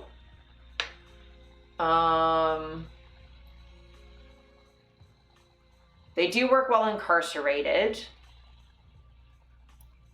It used to be for, not necessarily, it would depend on what their rights are. There are articles making a case for a prisoners union, so that would be cool. Let me see. Is this a video? Because that's a podcast. I don't really want to listen to a podcast right now.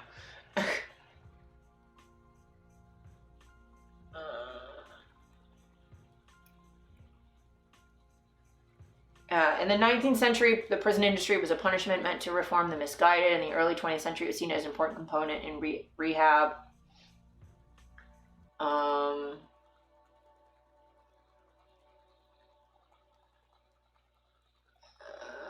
Kingston Penitentiary, this is a government page. No, yeah, totally. It's definitely worth looking up while we're talking about it. So yeah, I'm reading from a Government of Canada page. Kingston Penitentiary was completed in 1835 due to inmate labor. At the time, inmate labor was thought to serve as punishment and be an essential element to the operation of the penitentiary. Sold labor services to private businesses such as cabinet makers and stone cutters and farming. So this is like the history of it. I'm trying to see now. As the correctional system evolved, the focus on labor shifted from a form of punishment towards vocational training and industry as rehabilitation. Okay. Because like actual having like work programs, if they're paid well and are as a form of rehabilitation, that's fine. You just want them to be paid properly with good, like labor protections. Okay.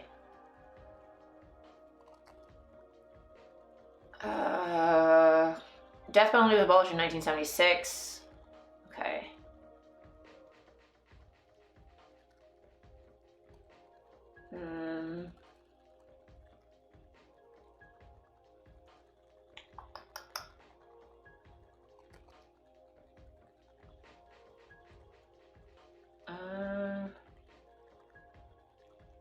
But yeah, so I would just have to look more to see if it's just employment training or if it's like how people are being treated. Yeah, because like if they can use their skills when they get out and get jobs.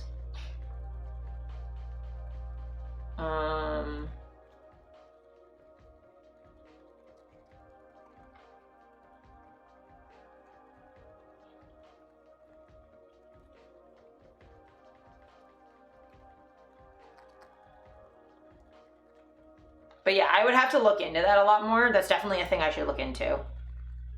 Yeah, they can't get, yeah, because of a criminal record. And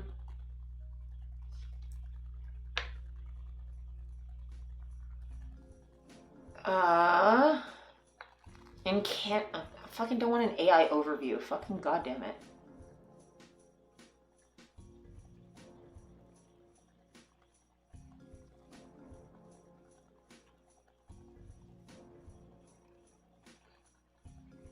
Yeah, I gotta look into it more.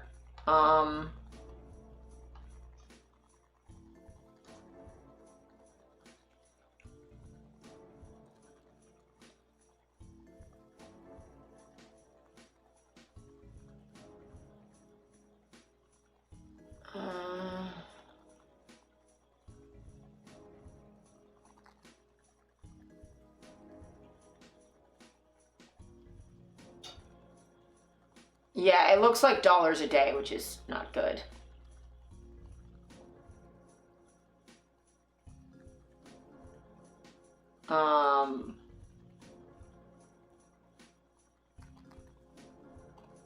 So yeah, definitely not good. So yeah, it definitely looks like we have exploitation then.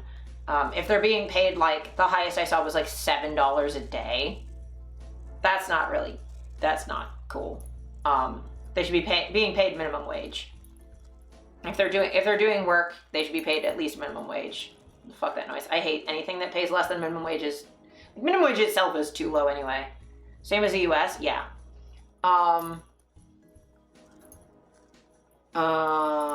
Yeah. So that's not cool. But yes. So I'm gonna do a quick BRB because I have to go to the bathroom if that's chill. And then after that, I do want to cover, there is like, the main thing I wanted to cover today is there is a bit of US related, thanks Dolly. There's a bit of like a US executive order. Again, I'm not going to be covering everything under the US in detail, but this is one that I do have some contextual information on that I would like to discuss with y'all. So I think what we'll do is we'll go through some of the history of disabled folks in the US and then go over this healthcare order that came out, and I'll share with you the red flags that are popping up for me. Because I think giving you the history first so then you can see the red flags as we go together, I think might be good. And then I can add like some additional stuff as well, and then we can explore that. And you also feel free to ask me questions as we go. I'm gonna PRB. I'm gonna see about running like a longer ad just because then we'll have less interruptions. But yeah, I'll be back in a sec.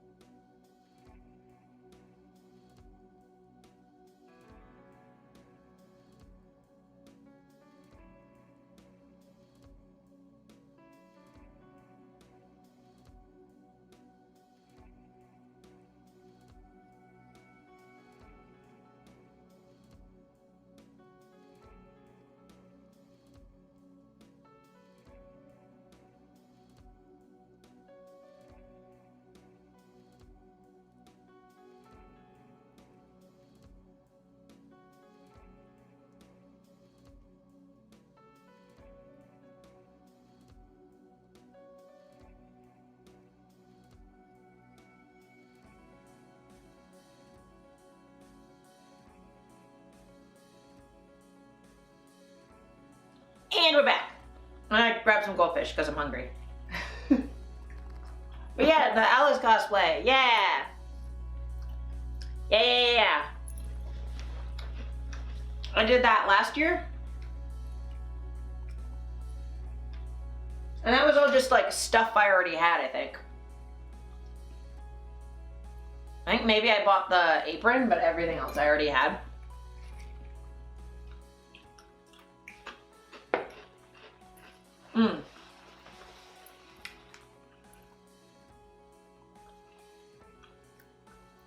Food is good. Okay.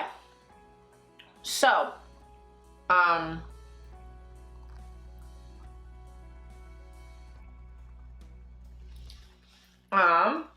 we're gonna start in some American history. To start. Now, trigger warning, this is going to be, you are very incredibly well put together.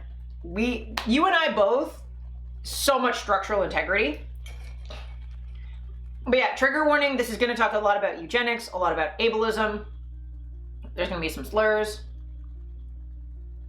Forgot to let them know the game was on Saturday. I did see the announcement in Discord was today.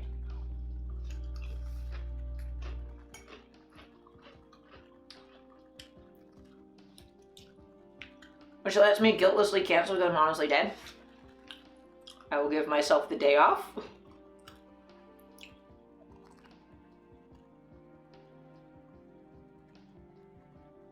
I am gonna make a note to bring the ring thingy to you the next time. Are we skipping?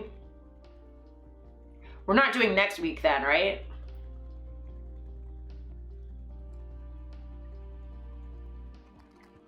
Kat, are we, I'm typing that up right now. Yeah, let me know, so are we doing next week or, just, you'll let me know. You'll let me know.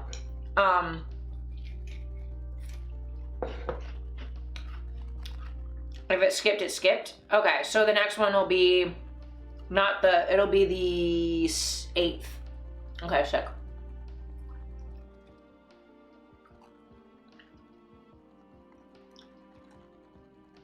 Okay.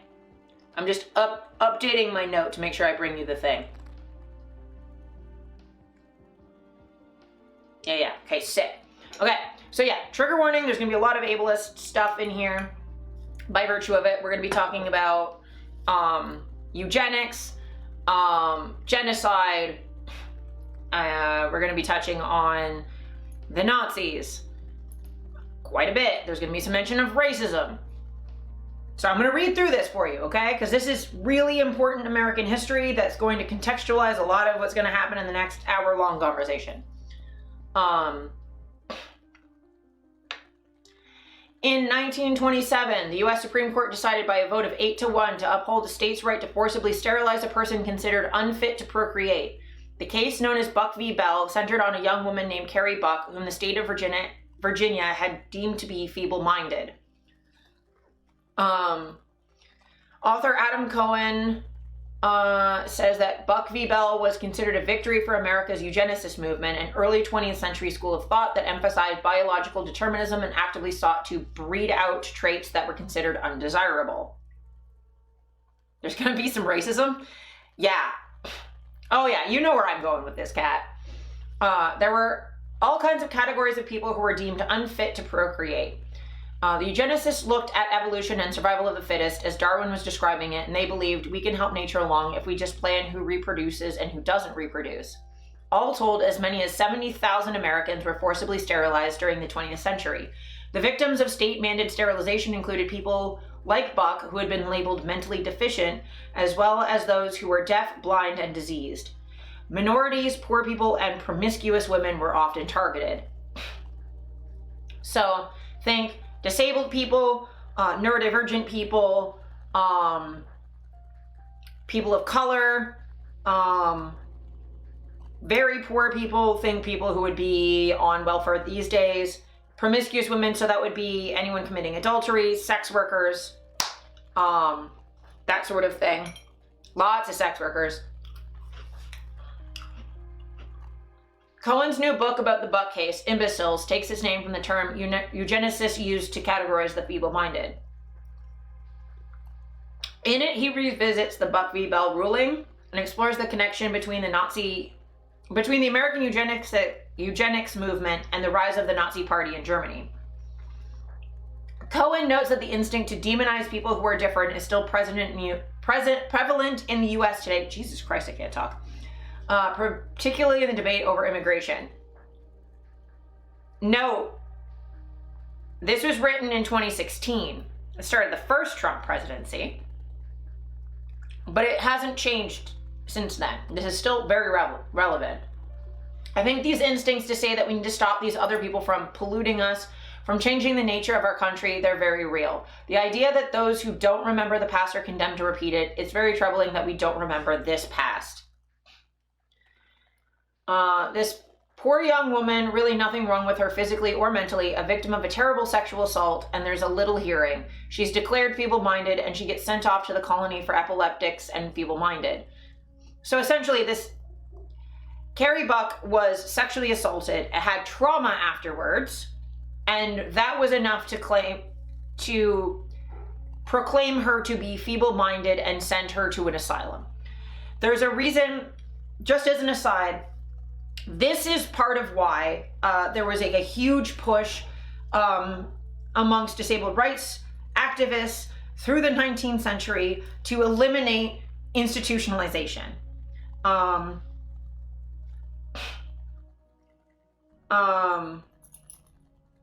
U.S. education system pretty explicitly ignores anything negative in the past too. I've never heard of this. Yeah. I mean, Canada has its own versions of this as well, but I'm specifically covering the American version. But for Canadian stuff, like, look into the history of our euthanasia program, specifically the Latimer case in Quebec, where, no education system is going to talk about this. Except the post-Nazi German one will cover stuff like this a bit. Like, there is stuff covering, we'll get to that next, but yeah, there was a case where a father drowned his disabled daughter, and that was considered mercy. And he didn't get legally punished for it, for killing his daughter, because she was disabled. So, like, Canada has this problem too. They what? What the fuck? Yep. There's a dark history to the Canadian, obviously, but the Canadian euthanasia program is dark. But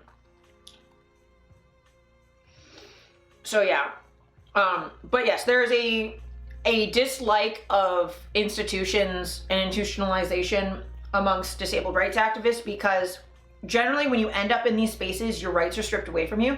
Consider the Free Britney movement, where she was put in a conservatorship and her rights were taken away from her.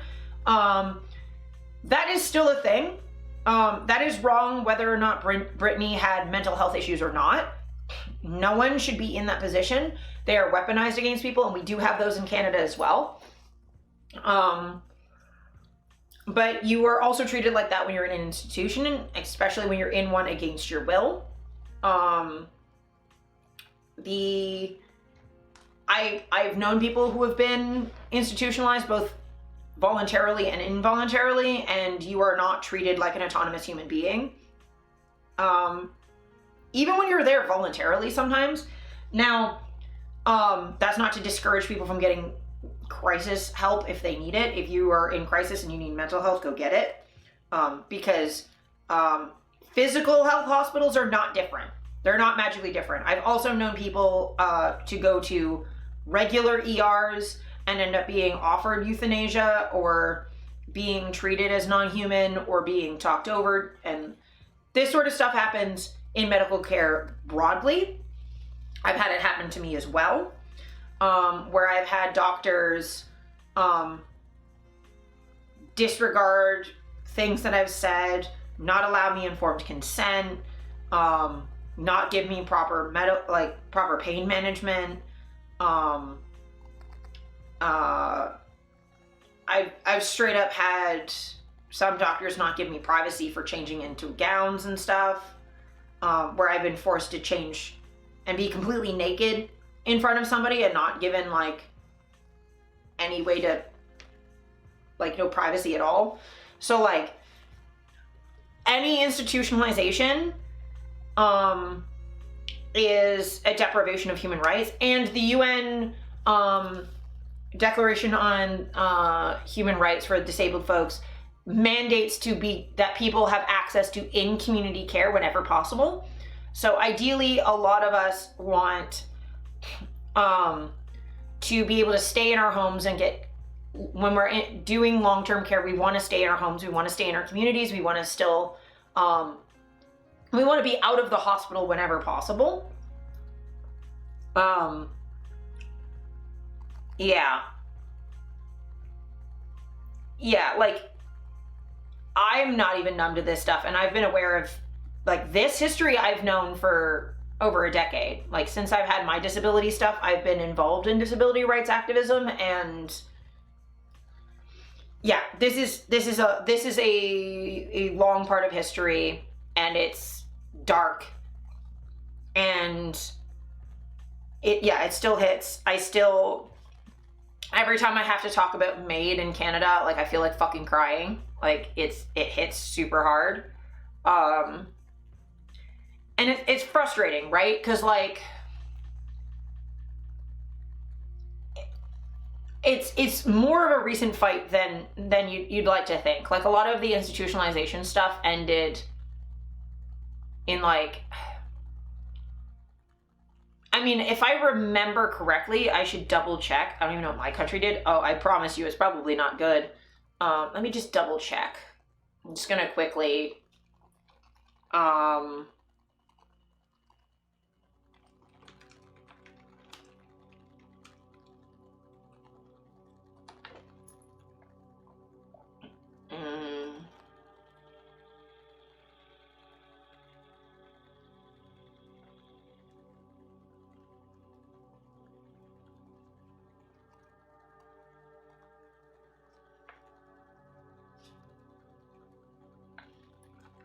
sorry, I'm trying to,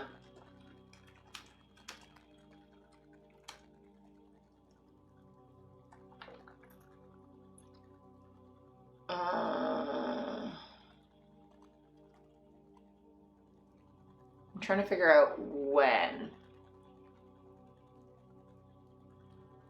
Okay, here we go.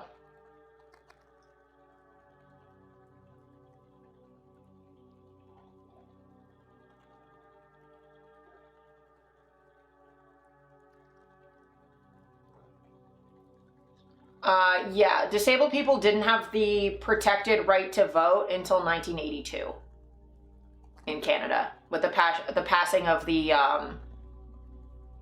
Charter of Rights and Freedoms. Yeah.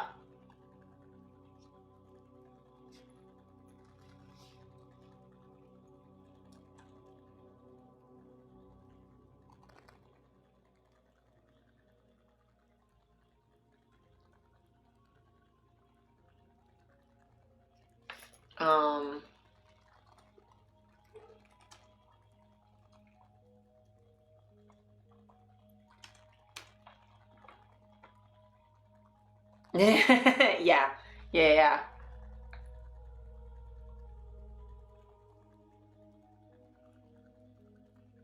But yeah, disabled people didn't have the right to vote until fairly recently, to be honest. And it wasn't until the passing of the AODA that we had a obligation to make voting places accessible. And that was in the 90s, I think. When was the AODA passed?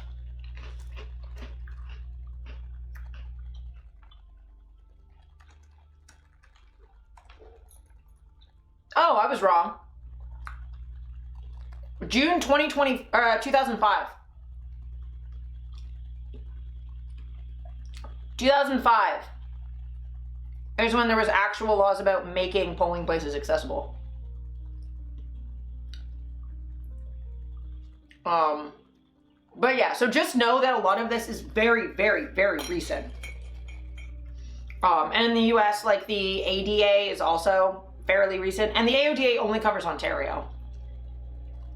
Not every province has disabled rights law. I think it's Ontario, BC, and I think that's it.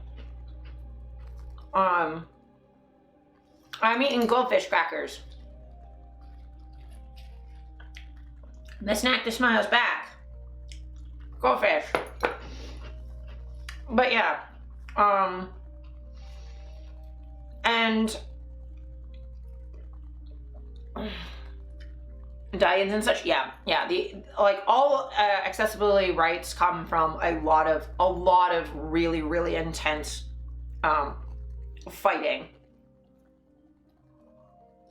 So yeah, the fight against institutionalization is an ongoing one, and there's always pushes to be like, oh well, we don't want, like, you'll see politicians be like, oh, we don't want disabled people homeless on the streets, we should put them in institutions or in places, and it's like, that's not what we want. We fought against that because of this history. So it's, and you think it's dark, man, it's about to get darker. So when she's at the colony, the guy who's running the colony, Dr. Albert Priddy, is on the prowl. He's looking for someone to put at the center of this test case that they want to bring, so he's looking for someone to sterilize. When he sees Carrie Buck when she comes in, he does the examination himself. There are a lot of things about her that excite him. She is deemed to be feeble-minded. She has a mother who's feeble-minded, so that's good because you can show genetics. And they're hoping that her baby, keep in mind, she was sexually assaulted.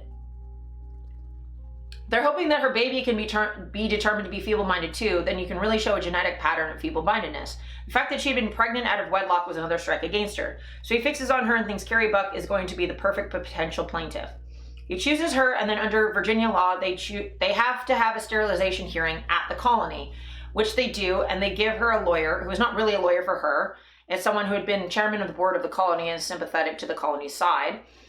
And they have a bit of a sham hearing where she's determined to be a suitable person for sterilization. They vote to sterilize her, and that's the order that then gets challenged by Carrie as a plaintiff, first in the Virginia court system and then in the Supreme Court. Yeah. This author considers Buck v. Bell to be one of the worst Supreme Court decisions in American history. If you start by just looking at all the human misery that was inflicted, about 70,000 Americans were sterilized as a result of this decision. So that's an awful lot of people who wanted to have children who weren't able to. Also, we have to factor in all the many people who are being segregated, who are being held in the institutions for eugenics reasons, because they were feeble-minded, whose lives unfolded living in places like the colony rather than living in freedom. Beyond the human effect, though, there was something just so ugly about this decision, and when we think about what we want the Supreme Court to be, what the founders wanted the Supreme Court to be, it was supposed to be our temple of justice, the place that people could go when all other parts of our society, all the other parts of government, were not treating them right. So yeah, Buck v. Bell basically went, yeah, she's feeble-minded, she should be sterilized. And that was considered okay. The eugenicists saw two threats to the national gene pool. One was the external one, which they were addressing through immigration law. The other was the internal one, what to do about people who were already here. They had a few ideas. The first eugenics law in the United States was passed in Connecticut in 1895, and it was a law against certain kinds of marriages. They were trying to stop certain unfit people from reproducing through marriage. It wasn't really what they wanted, though, because they realized that people would just reproduce outside of marriage. So their next idea was what they called segregation. The idea was to get people who were deemed unfit institutionalized during their reproductive years, particularly for women, keep them there, make sure they didn't reproduce, and then women were often let go when they had passed their reproductive years because they were no longer a threat to the gene pool. That had a problem too, though. The problem was that it would be really expensive to segregate and institutionalize the number of people eugenicists were worried about. Their next idea was eugenic sterilization, and that allowed for a model in which they would take people into institutions, sterilize them, and then they would let them go because they were no longer a threat. That's why eugenic sterilization became the main model that eugenicists embraced and that many states enacted into law. Hey Andrew, welcome in. The implication of, yeah, this is fucked up. Feeble-minded was really the craze in American eugenics. There was this idea that we were being drowned in the tide of feeble-mindedness, that basically unintelligent people were taking over, reproducing more quickly than intelligent people. But it's also a very malleable term that was used to define large categories of people that, again, were disliked by someone who was in the decision-making position. So women were thought to be overly interested in sex, licentiousness, and were sometimes deemed feeble-mindedness. It was a broad category, and it was very hard to prove at one of these feeble-mindedness hearings that you were not feeble-minded. Keep in mind also, yeah, that is fucked up. Kids these days with their ADHD, their autism, yeah. Keep in mind as well that I really recommend looking into On the Bell Curve by Sean Skull. But the idea of an IQ really was used in a racist way to define a lot of people as feeble-minded or otherwise unintelligent. A lot of immigrants as well, they would do IQ tests on people coming off of ships in New York.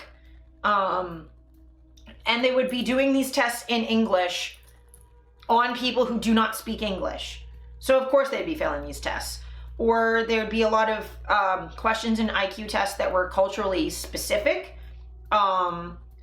That if you were a recent immigrant, you would not know the answer to, and they would use this to define all of these immigrants from countries that they didn't like as inherently stupid. They would, like, same thing with especially black people, because it's not like, you know, former slaves had education where they could read and write. They're not dumb, they just are not afforded a proper education, or a Western education, to be able to pass these tests. The tests were also often administered in loud rooms with the questions being asked by someone at the front of the room, so a lot of people in the back of the room would fail. Keep in mind the kinds of people who would be relegated to the backs of rooms and, you know, buses and things. So they would be more likely to fail these tests because they wouldn't be able to fucking hear the question. So keep in mind that people were being deemed feeble-minded who were not disabled at all anyway. And then on top of that, you'd have people who do have disabilities and stuff being treated as less than human as well. There's also a good few experiments where the testers would go get seen by a psych and get labeled with a variety of shit just by acting by the playbook of what sane looks like. Yes, I was a psych major in university, and there were a bunch of studies done where people, they'd have undergraduate students do things to get institutionalized, but then once they were inside, just act normally, act like themselves, and things like note-taking would be pathologized as obsessive and paranoid. And like, yeah, I was a psych major. I didn't graduate. I dropped out of because of disability stuff, but yeah, lots of things get recontextualized when you're institutionalized through the context of insanity that otherwise would look completely normal.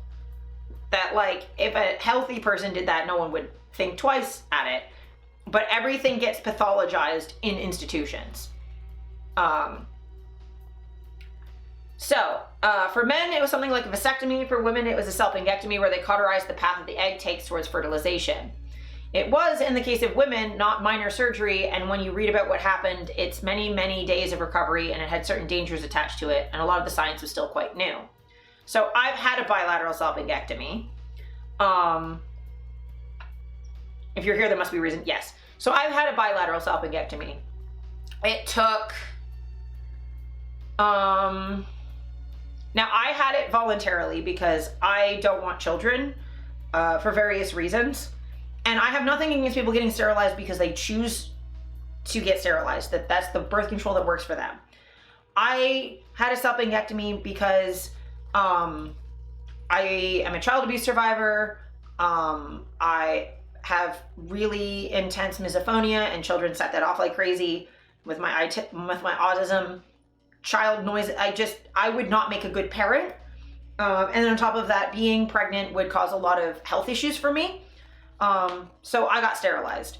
And a lot of other birth control methods were not working for me for various reasons. So I've had a salpingectomy, but I do know that in a modern hospital, in the 2010s. It took me 2 weeks really to recover before I could go back to work. I'm so sorry you went through that. It's fine. I mean, it was a surgery I wanted, right? Oh, I guess like the child abuse. I'm fine. I'm good now. I bounced back after mine in about 2 weeks. Yeah, so I was like relatively okay after a week. I was bleeding for a week and my pain levels were down after about 3 days, but it was 2 weeks before the stitches were gone and I could go back to work. Yeah, that's how you can tell how fucked I am, is I skipped right past after that. I was like, oh, the surgery was fine though. I appreciate it, but I'm good now. I mean, it's been a very long time. I'm decently recovered, so, but like, I appreciate that. But yeah, like trying to recover from salpingectomy when you didn't choose it and that long ago, like we're talking 100 years ago, no thank you. When you add on to all that, the fact that in many cases the women involved were not told what was being done to them.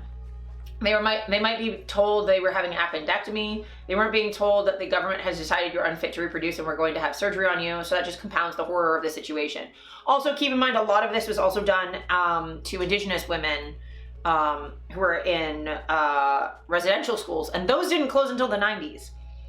But yeah, we were really on the cutting edge. We were doing a lot of this in the 1910s and 20s. Indiana adopted a eugenic sterilization law, America's first, in 1907.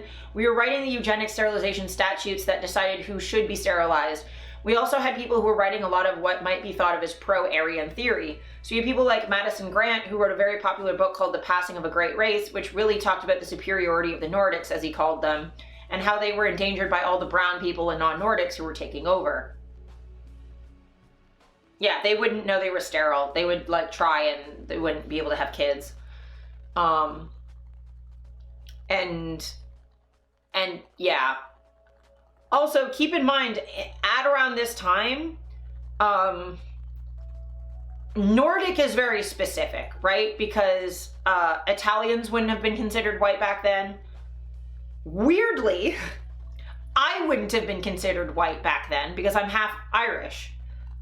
Somehow, someone who looks completely normal with pure white hair would be considered non-white because whiteness is not actually based in anything real.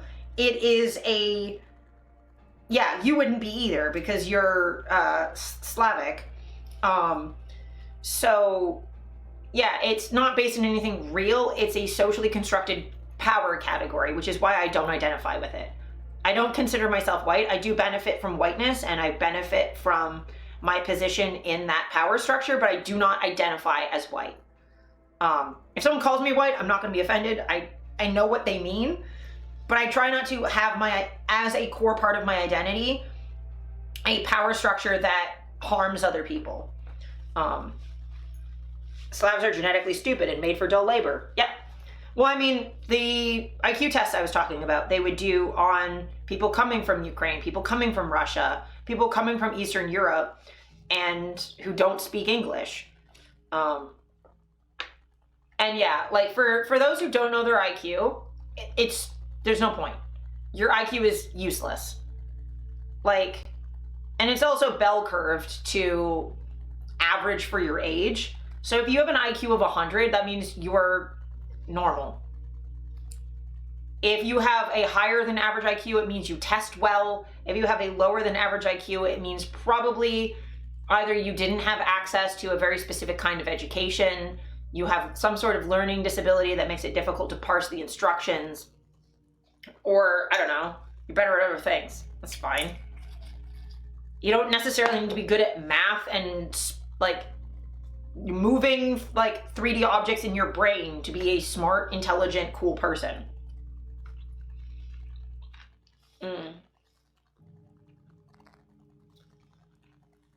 Oh yeah.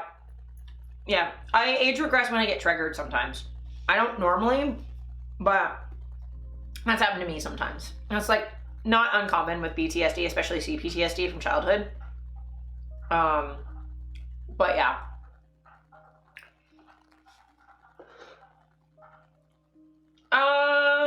I mean, you live in Romania, so you probably wouldn't have been considered white back then. Probably now.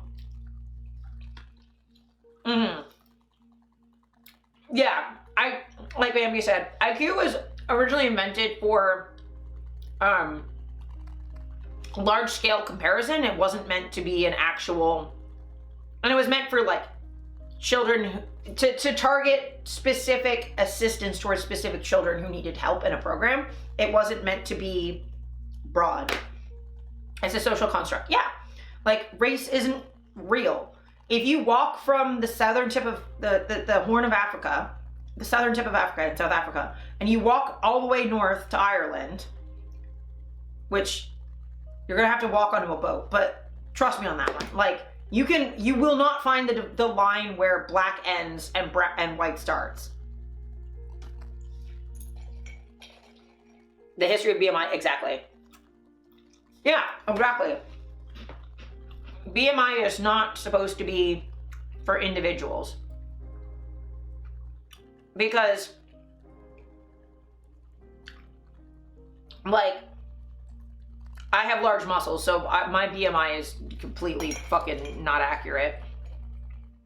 And BMI doesn't account for boobs. So,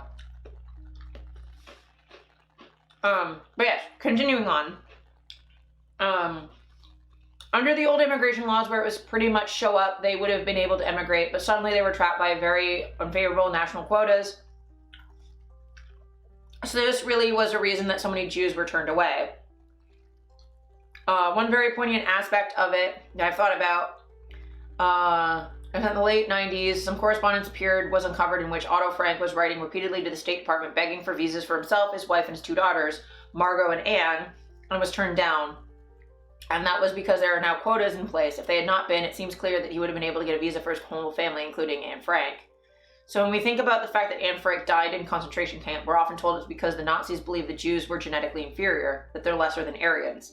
That's true, but to some extent, Anne Frank died in a concentration camp because the US Congress believed that as well.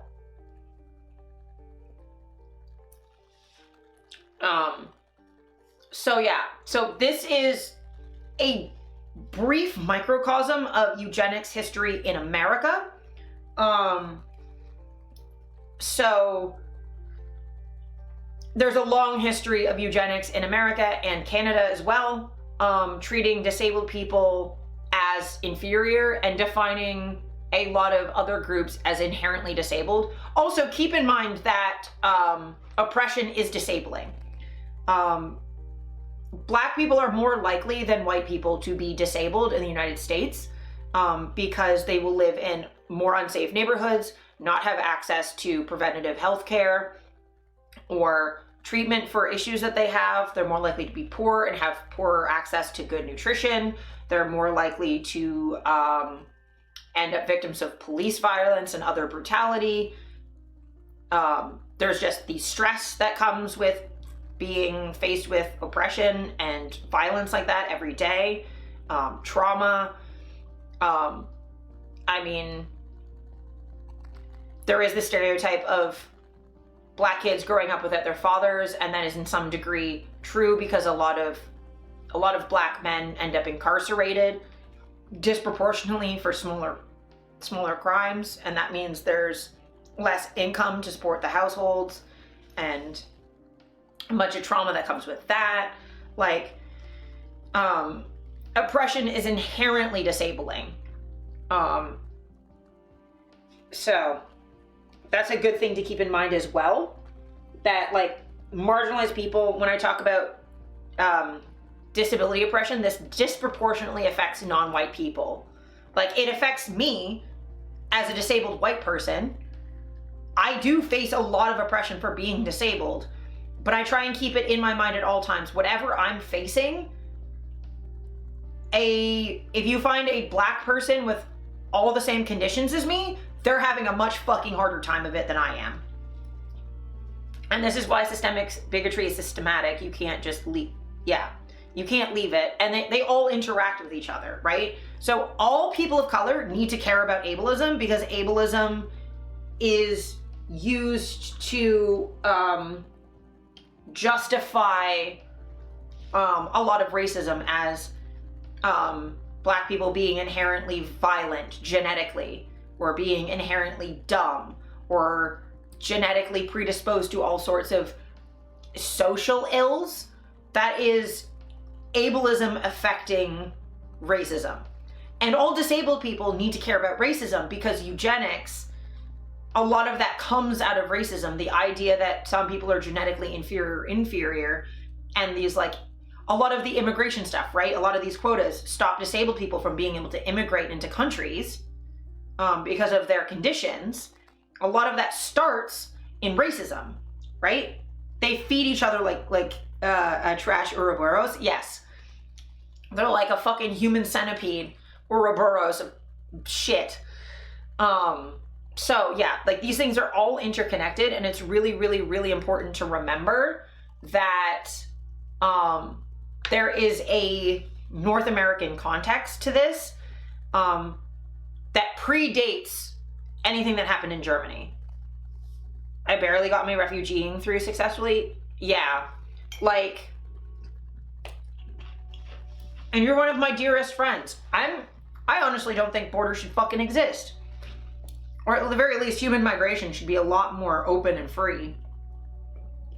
But it's really, really, really important to care about all of the issues, because they all intersect with each other. Like, I think people of color need to care about transphobia, because the Eurocentric standard of beauty that you need to match to count as being woman enough is defined in ways that people of color cannot meet. Like, all of these issues intersect. And again, trans people need to care about racism for the same reasons that, like, things that affect people of color will then affect trans people as well. I'm not free until we're all free, right? So it's really important to take all of these issues as elements of each other. And I find having that holistic worldview of things makes it a little bit easier, because I'm not trying to deal with racism, and I'm not trying to deal with ableism, and I'm not trying to deal with transphobia. Instead, I'm dealing with systemic oppression as one whole, with all of these parts, yes, but they are part of a larger, broader whole.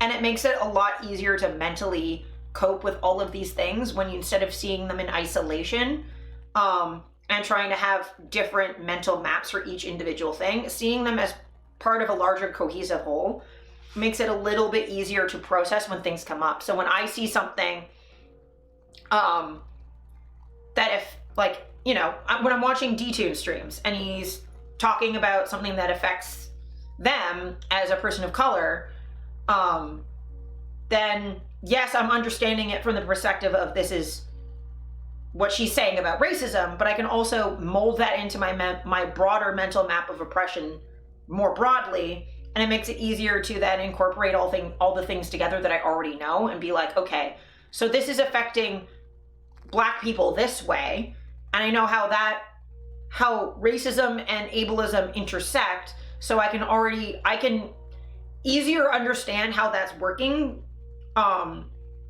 because I know how those things mesh together. So if she's talking about oppression on the basis of race, I can go like, okay, like, I know how IQ is going to fit into that, because I know all this disabled history, and I understand how those intersect together. So if they're talking about racist oppression and IQ comes up, I immediately understand how those things tie together.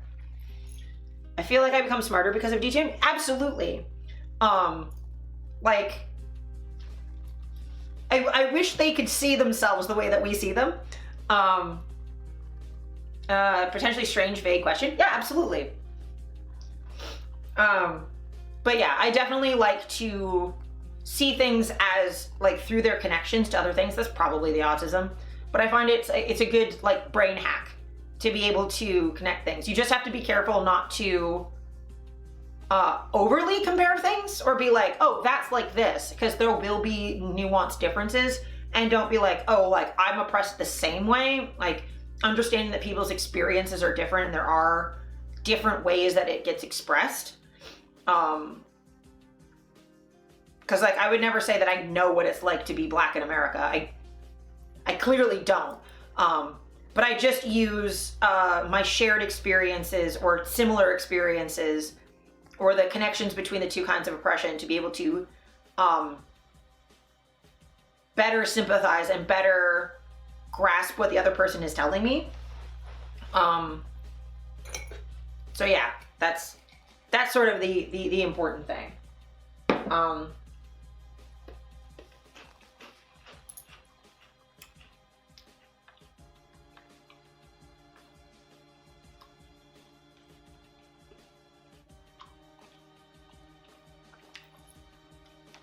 So while I'm waiting for Kat's question, I'm also going to go over the next thing I wanted to go over. I might jump through this pretty quickly because I do want to get to the article that's kind of the modern context to all this. So, big warning, euthanasia, Holocaust. We're going to be talking about the Holocaust for a quick second. So, the euthanasia program, Action T4. Can we do horror games? Because damn, yes. No politics next week. we'll do some stuff. So this is basically the German version of what we just read about with the Buck v. Bell case. So this is their version of forcible sterilization, and then they did that to a point where they had too many, and sterilization wasn't. Because you know how in the first bit they were like, okay, well, we'll institutionalize them and then let them go. Well, that doesn't work, so we're going to, because that's too expensive, so we're going to sterilize them. The next step of that is, well, sterilizing them is too difficult, we'll just fucking kill them. Seeing things as part of a whole, sometimes how much of the whole oppression is the size of the machine gets overwhelming. How do you deal with cope? No, you're good. So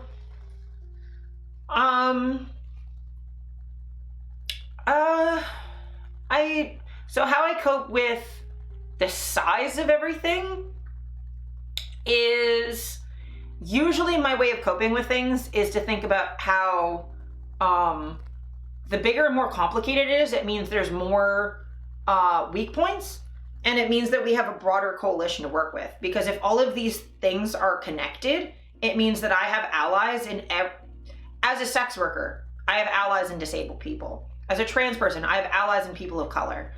So I try and think of it not as this is a huge machine, but more this is one small idea of superiority that's just affecting a lot of us.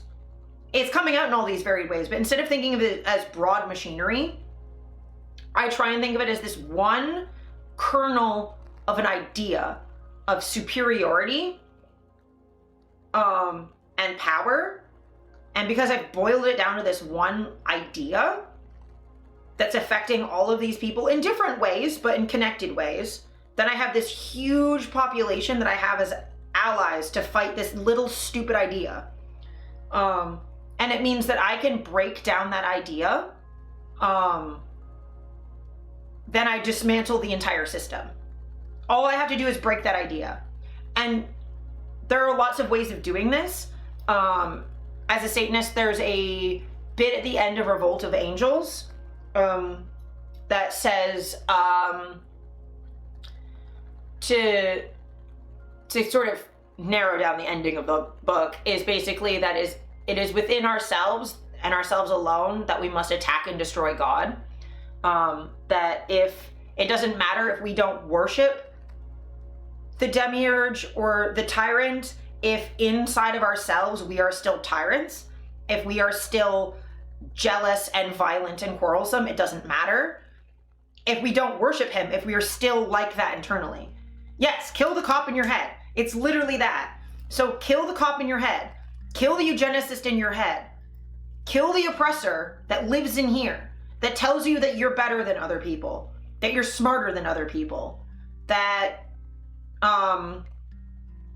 I still don't know how to cope. Yeah, I do get like the being angry, but having a productive outlet is how I deal with it. So I do a lot of work of killing that cop in my head, of going like, do I think I'm smarter than people? If I do, that's a problem, because that's that idea that I'm trying to kill. I have to kill that idea in me first before I can teach other people how to do that too. So I kill that idea in me. And I've been doing a lot of work on that. And then after that, I do streams like this where I teach you all how to kill that idea in your head too, right? You don't want to do this. You don't want to do that. So you fight the Holocaust by killing the Nazi in your head. I definitely don't think I'm smarter than people. Great. So your next step, Dolly, is to make sure that you don't think that you're dumber than people either. Or at the very least, like, smart and dumb doesn't matter. That is not a measure of value at all. You want to get to the point where if someone's smarter than you, great. That doesn't mean they're a better person than you. If someone's dumber than you, they're not worse than you.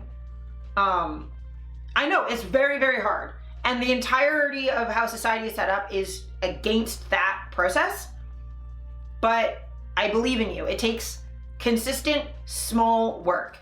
And the fun thing is, psychologically, you can actually fake it till you make it. If you tell yourself you're dumb over and over and over again, your brain will internalize that and you'll start to believe it. So just lie to yourself. Tell yourself that you're smart. Tell yourself that you are worth as much as anyone else, and you will start to believe it. You will. Brains are malleable like that. The things you think the most often are the things that get ingrained in your brain, and your brain will just start repeating. Think of it like a meme. The more you start thinking about the fucking axolotl on the pink stairs, the more your brain is just gonna fucking repeat that whether you want it to or not.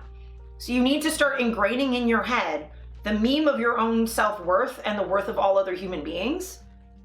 But the fun thing is, once you do that, it's there. Once it's in there, and you don't have to worry about it anymore. Yeah, you shouldn't doubt your smart. You did great. You passed all your exams. The thing you should know, Dolly, right? You think I'm really smart, right? You're more than smart. You have so many qualities that are just as important as that, and everybody does. But you appreciate me, right? You need to know that, like, my last year of university, I failed everything. And the year before that, I nearly failed everything. Because I had so many health issues. In university, or in high school, I failed a bunch of stuff. And I don't think I'm dumb. I think I have skills that don't thrive in that kind of environment. I had a bunch of health issues to deal with, a bunch of mental health issues especially. I think I'm important for what I bring to the world, whether that be book smarts, street smarts, compassion, kindness. Like, there's plenty of ways that people are important, and it's by being alive, you bring joy to people around you. People love you, so you matter. And, like, know that people do love you and care about you. A lot of the world is obsessed with smart, and sure, it's important, but what about literally every other thing that makes up a human being? Yeah. I needed to hear that, thank you. Yeah, like, legitimately, you are loved and you are important. And, like, your accomplishments matter. Like, you doing great in school, that matters, right? But even if you failed school, you would still matter. You matter either way. Like, you are a living creature experiencing the world. Like, how can I put it? Like, if you think of it this way, it's a miracle that we even exist, that life exists, that we're here for this brief moment of temporal space. We exist for such a tiny blip of reality, and we get to experience it together. You matter so much just for being able to look up at the sky and perceive the universe. Like, you are a little bit of the universe experiencing itself, and that's so fucking magical. And you don't need anything else other than your ability to, like, fucking look up at the stars or hear the wind in the trees. That's all you need to do to matter. Well, I mean, parents can suck. That's the thing. That's the thing. Sometimes parents suck. And, like, that doesn't mean that you don't deserve respect. That just means your parents suck. And a lot of parents do suck because they didn't kill the cop in their brain, so instead they let that cop flourish and do police brutality on you. Like, it takes a lot of the work that we're doing is work that the generations before us didn't. And they put all of their, instead of processing all of their pain and their suffering, they just buried it deep inside and then gave it to us to carry instead. So now we're processing our stuff, their stuff, this inherited history of bullshit. And that's kind of what we're going through right now, right? Like, we went through American eugenics to now Nazi eugenics to we're dealing with it now with Trump. Like, people didn't deal with the eugenics and the racism and the ableism then, and they passed it on. And then they didn't deal with it and they've passed it on. We're dealing with it now. And that's the thing, that we can take this as not as panic of, oh no, it's happening again. We can take it as an opportunity so this never happens again after us. That this is the last fucking time that we have to deal with this. That's her bigotry and inability to deal with change. Yeah. Yeah, we can decide it stops here. This is the last fucking time we're dealing with this. Or if we can't completely stop it, what we can do is make sure that the next time they have the resources so it's an easier fight each time. That we give the next generation, if they have to deal with this again, which hopefully they don't, but if we ever have to deal with this ever again, that we keep building resources so it's easier and easier and easier each time. Yeah, we can defeat Nazis again. It's really not that hard. It just takes deciding that you want to and not backing down. So we're gonna go through the Holocaust stuff. I promise. Gonna be quick about it, but this is the United States Holocaust Memorial Museum. So the fight's probably forever, but our efforts aren't wasted if it's not over with us. Yeah, but I mean, we can keep fucking killing that idea, and eventually that idea will die. If enough people kill the cop in their heads, then we don't have any more cops.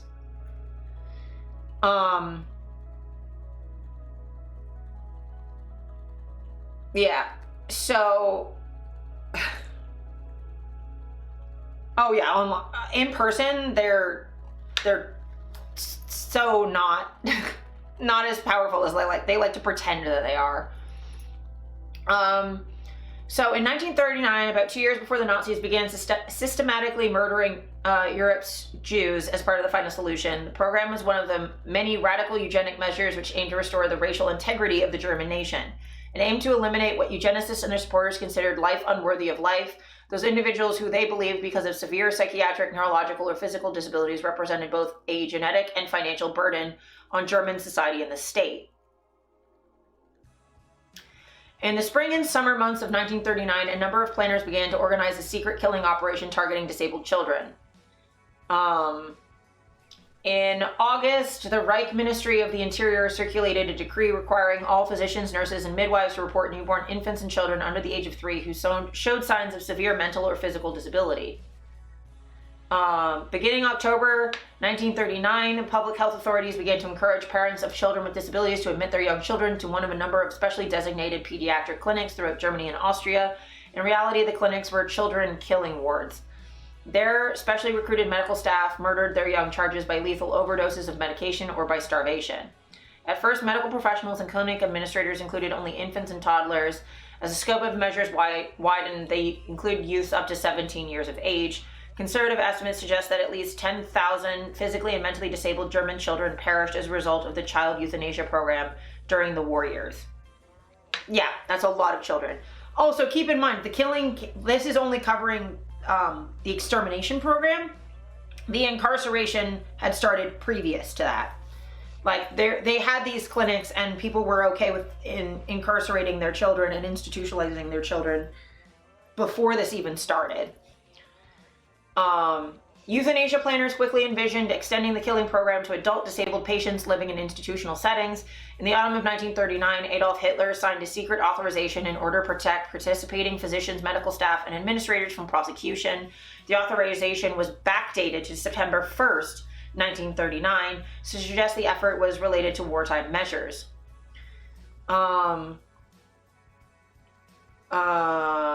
This is kind of random stuff, but it was called T4. It came from the street address of the program's coordinating office in Berlin. They established 6 gassing installations for adults as part of the euthanasia action. Using a program developed for child euthanasia, T4 planners began to distribute carefully formulated questionnaires to all public health officials, public and private hospitals, mental institutions, and nursing homes for the chronically ill and aged. Limited space and wording on the forms, as well as the instructions in the accompanying cover letter, combined to give the impression that the survey was intended to gather statistical data.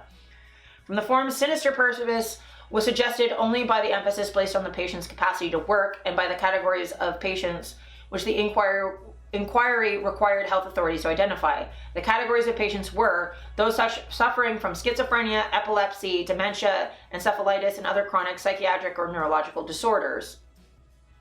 I would have been included on that. And again, disabled fully based on what they considered a disability. Yes, because disability is also a socially constructed category.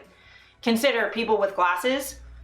If you're not severely visually impaired, are not generally considered disabled, even though really they are. If you don't have your glasses and you can't see without your glasses, you are disabled. Queer sex workers, yep.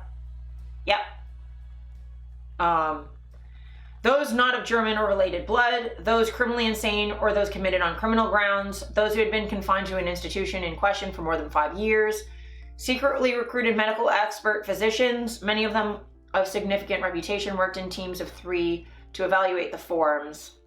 But yeah, this is the start of the Holocaust, was disabled people. I'm not going to get into this, but Holocaust, all right?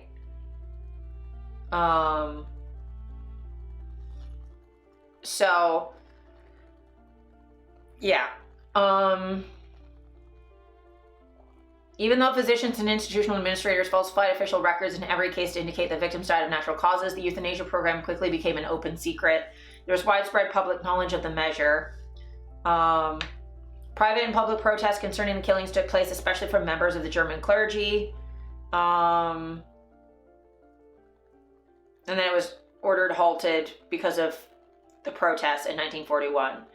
According to T4's own internal calculations, the euthanasia effort claimed the lives of 70,273 institutionalized mentally and physically disabled persons at the 6 gassing facilities between January 40th and 1941. So, that's between 1940 and 1941. Keep in mind that was a different 70,000 for the children in 1939. So we're talking about around 140,000 people. And now Canada's pretending it's disability support. Yes. Hitler's call for a halt to the T4 action didn't mean an end to the euthanasia killing operation. Child euthanasia continued as before. Moreover, in August 1942, German medical professionals and healthcare workers resumed the killings, although in more carefully concealed manner than before. More decentralized in the initial gassing phase, the renewed effort relied closely upon regional stuff. The euthanasia program continued until the last days of World War II, expanding to cover an ever wider range of victims, including geriatric patients, bombing victims, and foreign forced laborers. Historians estimate that the euthanasia program in all its phases claimed the lives of 250,000 people. Yeah, this is horrific. And I'm not covering this lightly. I'm covering this on purpose. And this is just 250,000 in Germany. They did it more also when they occupied the East. So we're talking, yeah, in Austria, Poland,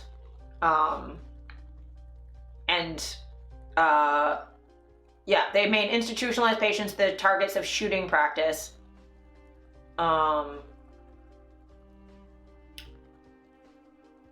In Pomerania, West Prussia, and occupied Poland, the SS and police units murdered some 30,000 patients by the autumn of 1941 in order to accommodate ethnic German settlers. But yeah, so you can see that it wasn't just in Germany, it just started in Germany. The euthanasia program represented in many ways a rehearsal for Nazi Germany's subsequent genocidal policies. The Nazi leadership extended the ideological justification conceived by medical perpetrators for the destruction of the unfit to other categories of perceived biological enemies, most notably to Jews and the Roma.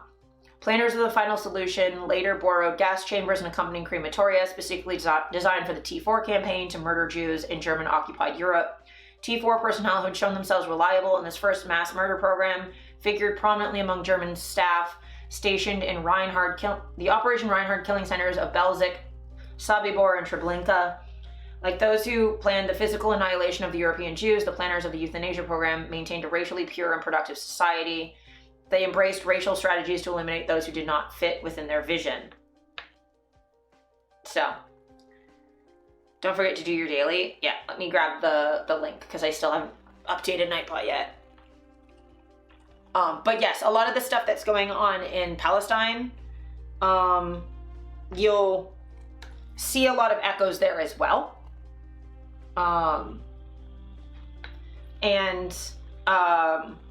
So that T4 policy, no, I'm just gonna put it in my notes after stream, but that is why I have this tattoo right here, the inverted black triangle. This was the mark that was put on disabled people who were being sent to the camps. Specifically disabled people, the work shy, sex workers, queer women. Pink triangles were for queer men,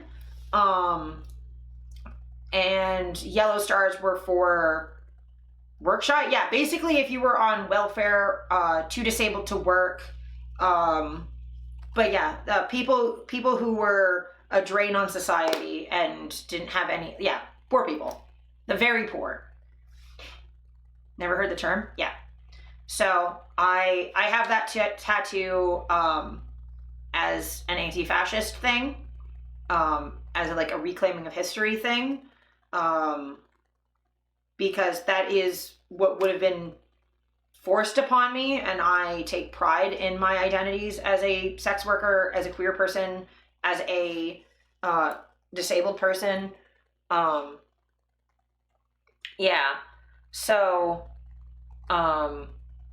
political prisoners, I believe, got brown. But yeah, there were a bunch of inverted triangles used to label people. But yeah, so that's why I have that tattoo. So the last thing I want to do is go over this executive order from Donald Trump, and we'll see where the red flags are and where the links are, right?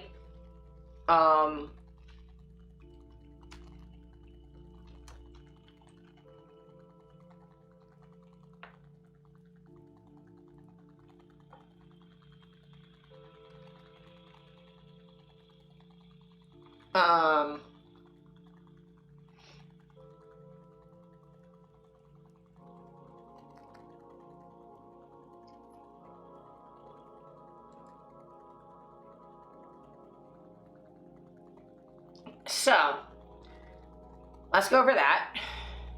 So this is an executive order. I'm going to try and go over it fairly quickly, because there is a lot of just boilerplate legalese and legal stuff that I do not have the expertise to talk about.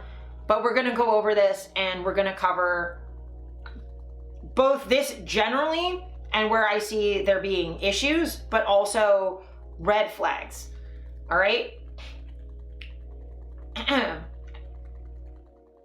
American life expectancy, this first bit is trying to explain why this is needed. American life expectancy significantly lags behind other developed countries, with pre-COVID United States life expectancy averaging 78.8 years and comparable countries averaging 82.6 years. Now there's a reason why they're specifying specifically pre-COVID numbers. Also, like, of course, you don't have healthcare.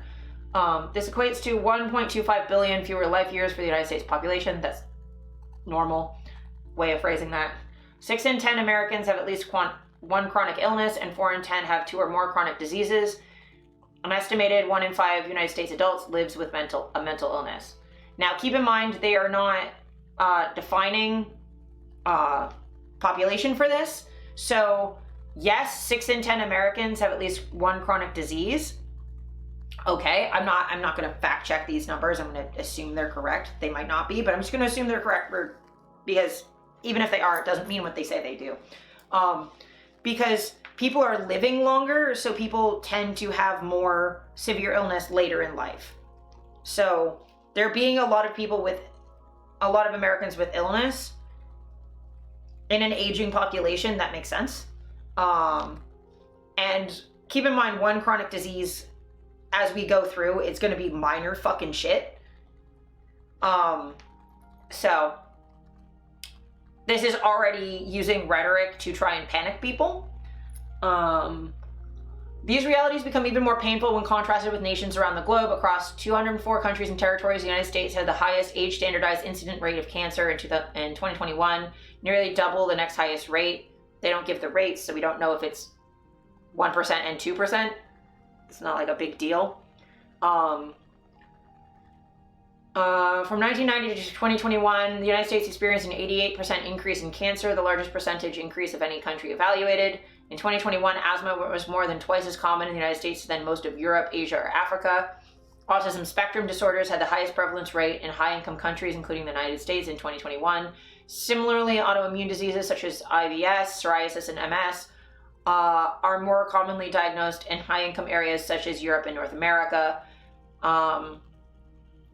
Thing to keep in mind, of course, diseases are being more diagnosed in high-income countries than low-income countries that don't have access to testing. More commonly diagnosed doesn't mean more prevalent. It just means that we're catching the cases that exist, okay? It is important. It's the same thing as like left-handedness. There are not more left-handed people. We're just not demonizing them. We're catching them. It's more recognized, right? So this is all framed to be panic-inducing. And then you also have to keep in mind that the rhetorical work that's going from talking about cancer, which affects people, but is mostly prevalent in elderly people. So they can quote a really, really high number because a lot of people have cancer. And then skip to asthma, which like can be serious, but I mean, asthma is concentrated in, post-COVID, they went from pre-COVID to post-COVID. That's a nice, fun rhetorical trick. But they're talking about asthma, and it's like, okay, it's post-COVID, but also asthma is more concentrated in low-income areas where they have more environmental exposure through factories and wildfires and things like that. They keep flipping in time down the document too when convenient. Yes. So you can, well noted, because like they're picking their stats are not a consistent time frame. They're moving it around to be as panic inducing as possible. This concern applies urgently to Americans' children. In 2022, an estimated 30 million children had at least one health condition, such as allergies, asthma, or an autoimmune disease. So keep in mind that they're comparing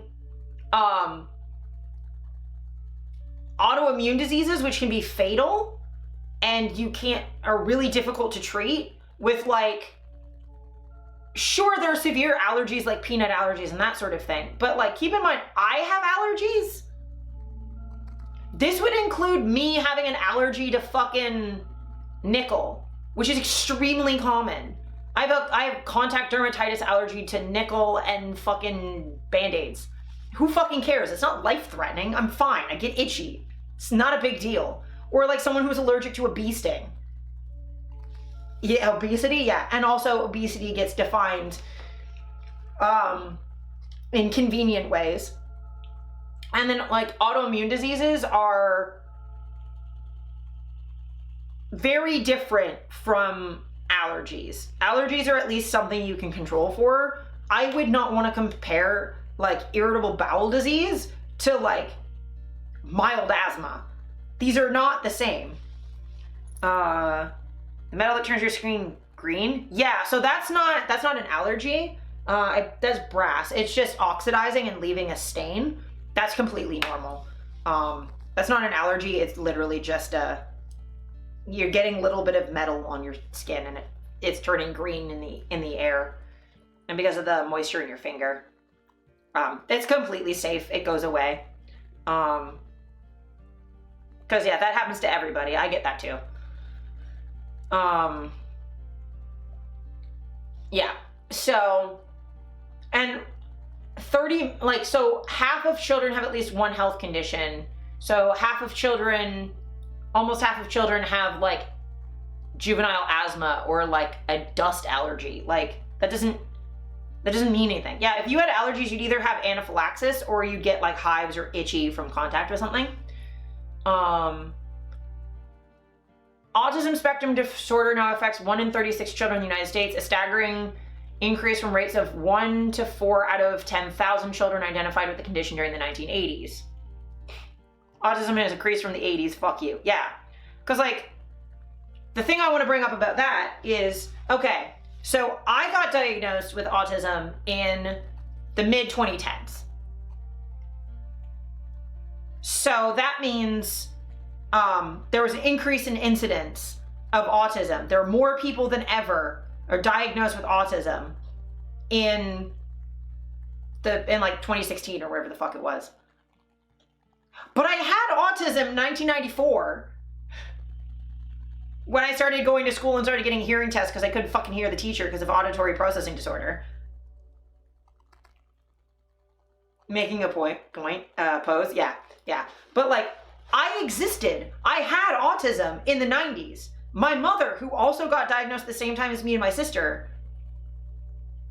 in her late 50s, has been autistic the whole time. She was autistic in the 80s.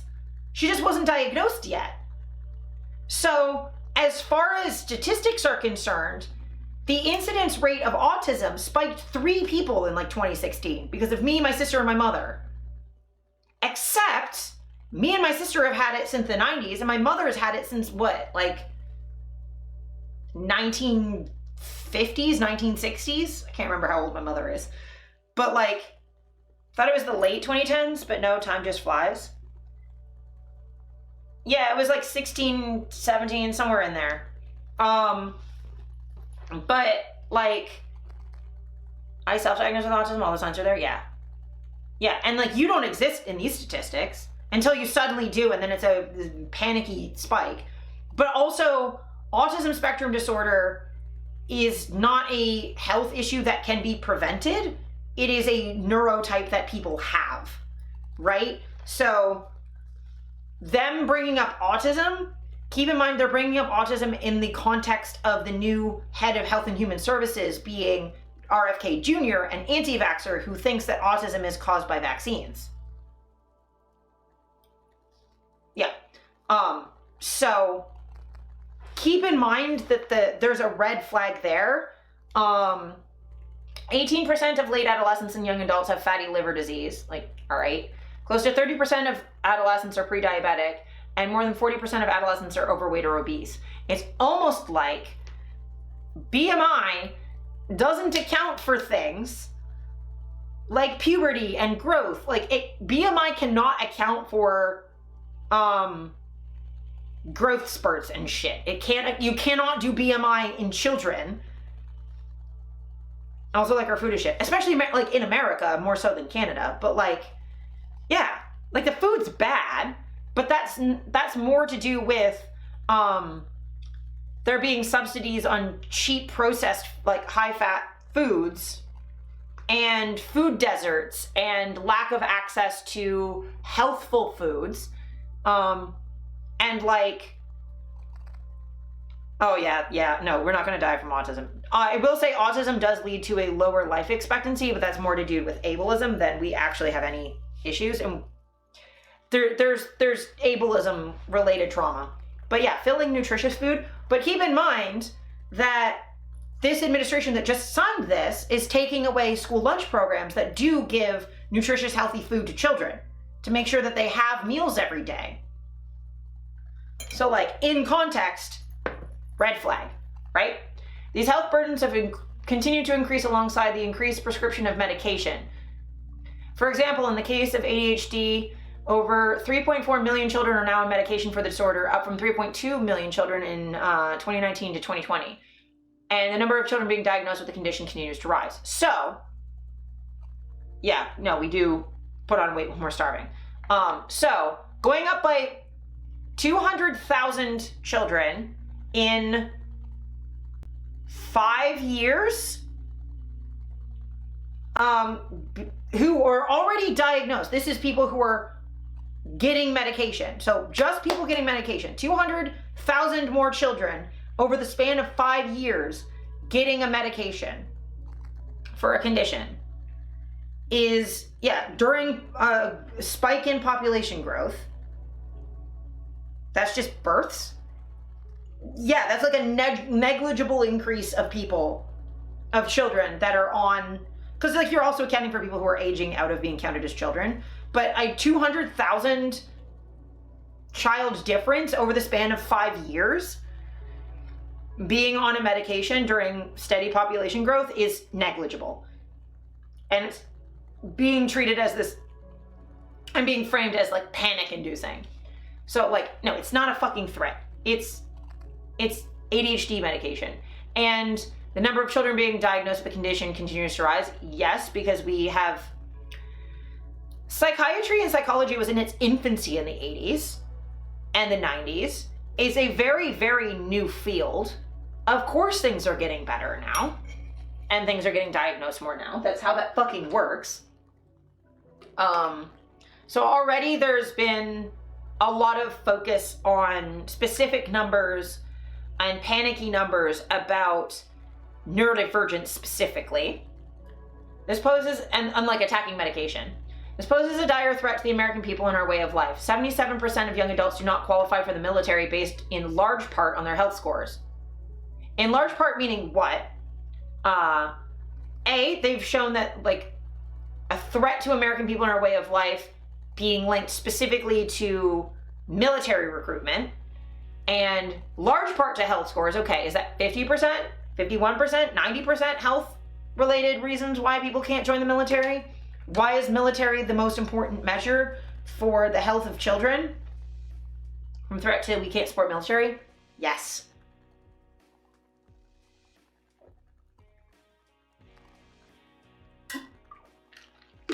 And 90% of the nation's $4.5 trillion in annual healthcare expenditures for people with chronic and mental health conditions. Yes, of course, 90% of healthcare expenditures is going to the people who are sick 90% of the time. Not people who are sick 10% of the time. That's how chronic illness works. You're going to spend, okay, of course I'm going to spend more money on the health condition I have every single day than the ones I have for like a week. That's what that is. That's what math is. Like, let's put it this way, okay? If I get injured, right? I break my foot, right? I broke my foot when I was a kid. Broken foot. That took me, I go to the hospital, they look at it and they go, well, it's broken. I mean, they didn't. They just went, it's a bruise and sent me home. But imagine, okay, best case scenario, right? They take it seriously. They give me an x-ray, go, it's broken. Give me a cast or whatever. Make sure my foot's okay. One cost. And then maybe I have to get the cast removed. Two costs. Two costs and one test. That's 3 things. Max. Right? Okay? I have Ehlers-Danlos syndrome, so we have to do x-rays to figure out if I have that, diagnose that. I have to have heart checks every other year to make sure my heart's not about to explode. I have to do physiotherapy to make sure that I can continue walking. I have to do RMT to make sure my muscle knots don't rip my bones out of my back. Even just in the span of the same length of time, we've already exceeded, right? And that goes on for the rest of my life. But Ehlers-Danlos syndrome was something I was fucking born with. It's not an injury, I just have it. And like, there's nothing you could have done to prevent it other than eugenics, which we covered earlier, right? So the only thing that could prevent the cost and threat of my existence as someone with Ehlers-Danlos syndrome, not going into all my other health issues, just that one thing, is to have sterilized my mother, or kill me when I was a child, kill us now, make sure my heart is not exploding. You what? Yeah, so connective tissue problems. My heart can, it's fine. I'm gonna get checked. There's signs that it's about to happen, so we can tell ahead of time. It's not like it's a bad muscle. Basically, the aorta, the major blood vessel on the side of your heart, is connected with connective tissue, and because my connective tissue is bad, it can kind of fall off and then explode because blood pressure, it'll just go poof. So, there's like things that happen before it gets to that point that my checkups check for to make sure that my heart is okay. If my heart explodes in my chest, I will die. But if we catch it before that, I can get valve replacements, I can get stents. There are things that can be done to make sure I don't die. I will be fine. Probably. Blood vessels are also stupid. Let me see, what the fuck? And finally become a cyborg, yeah. Or I can get a heart transplant, which my brother's had. Not blood-related brother, friend of the family brother. But yeah. So, that's just how math works. In short, Americans of all age are becoming sicker, beset by illnesses that our medical system is not addressing effectively. These trends harm us, our economy, and our security. Economy and security is, I hate that that's 2/3 of the problem, apparently. But yes, Americans are becoming sicker, but that's because of a defunding of health generally and private medical insurance and people not having access to universal health care. So, heart surgery for related reasons. I'm glad they're recovering okay. But yes, they're framing this in a really, really shitty way. To fully address the growing health crisis in America, we must redirect our national focus in public and private sectors. See, private, that's a big red flag. Towards understanding and drastically lowering chronic disease rates and ending childhood chronic disease. This includes fresh thinking on nutrition, physical activity, healthy lifestyles, over-reliance on medication and treatments, the effects of new technological habits, environmental impacts, and food and drug quality and safety. A culture that promotes pushing through sickness that makes one more sick, yes. Could you even end childhood chronic disease? You can reduce it, certainly. So like, this is phrased in a way that people who care about this issue, it will sound good. But let me go through some of the red flags in here. You cannot end it, no, because you'll have people like me who are born with chronic disease. I was born this way. So nutrition, yes, nutrition is important. I fear what RFK Jr. and his brainworms think about nutrition. But yes, nutrition is important. Physical activity, yes, moving more is important. But I do fear, as someone with EDS that's been told to do yoga and that would magically fix my genetic condition, I fear what that means. Healthy lifestyles, I fear what that means as someone whose queerness is referred to as an unhealthy lifestyle all the time. Over-reliance on medication and treatments, again, as someone with chronic pain, who multiple times has been denied access to pain management because of over-reliance on medication, it's dragging sick kids through traumatic PE again. It's denying people medication that they need. There's already a lot of people who do not have access to medication that they need that would help them, that will save their lives because of this stigma on medication. There is no problem taking medication, and then treatments is so fucking overbroad. What the fuck does that mean? Oh, is there an over-reliance on, do I have an over-reliance on massage therapy? Cool, I don't care.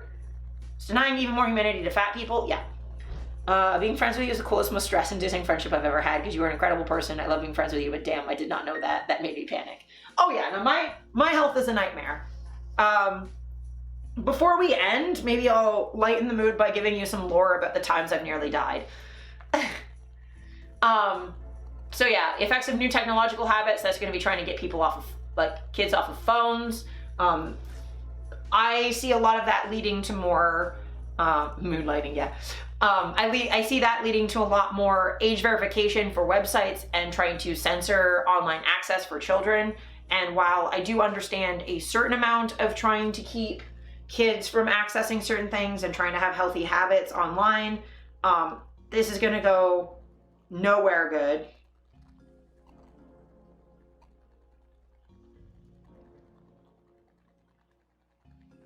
So like more kid control too, yes. And it also means less access for abused kids to get access to resources to get out online, less access for trans kids to get access to resources online and support.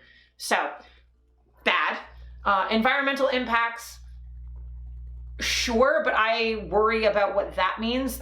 We're gonna touch on that a bit later, but environmental impacts from someone who thinks vaccines cause autism is not someone I trust to know what actual environmental impacts are. Never change, my man, never change. I will not. Food and drug quality and safety, sure, but again, this is someone who's anti-vax. I don't really trust what he means by that. This is written in a way that kind of sounds good, but the underlying context makes this way scarier than it initially looks. We must restore the integrity of the scientific process by protecting expert recommendations from inappropriate influence and increasing transparency regarding existing data. We must ensure our health system promotes health rather than just managing disease. Yes, preventative care, sure, but yes, they dismantled the FDA, they've defunded the CDC, the NIH. Oh yeah, did you catch that? We must restore?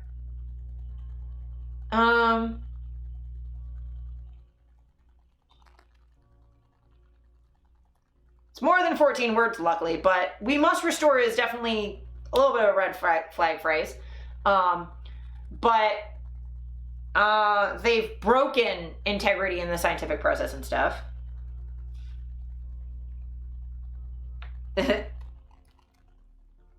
Yes.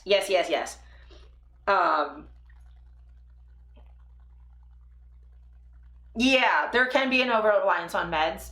Like, I definitely was pushed to take antidepressants rather than be giving me the therapy that I needed, but yes. Also, I did flag there was an 88% earlier up. I did look that up. That is an accurate statistic. That isn't cherry-picked just to throw 88 in here, but I am always aware when that shit pops up. So yes, good on y'all for flagging that. But preventing disease, yes, rather than just managing it, but you also do need to manage when people get sick because that's just going to happen. People age. People are born with stuff. So it's policy of the federal government to combat critical health challenges, including rising rates of mental health disorders, obesity, diabetes, and other chronic diseases. Under this policy, A, all federally funded health research should empower Americans through transparency and open source data. We should avoid or eliminate conflicts of interest that skew outcomes and perpetuate distrust. Sounds all well and good, but I don't really trust that. Ooh, yeah, definitely, that's sketch. That NIH and other health-related research funded by federal government should prioritize gold standard research on the root causes of why Americans are getting sick. Right, but that doesn't help people who are sick.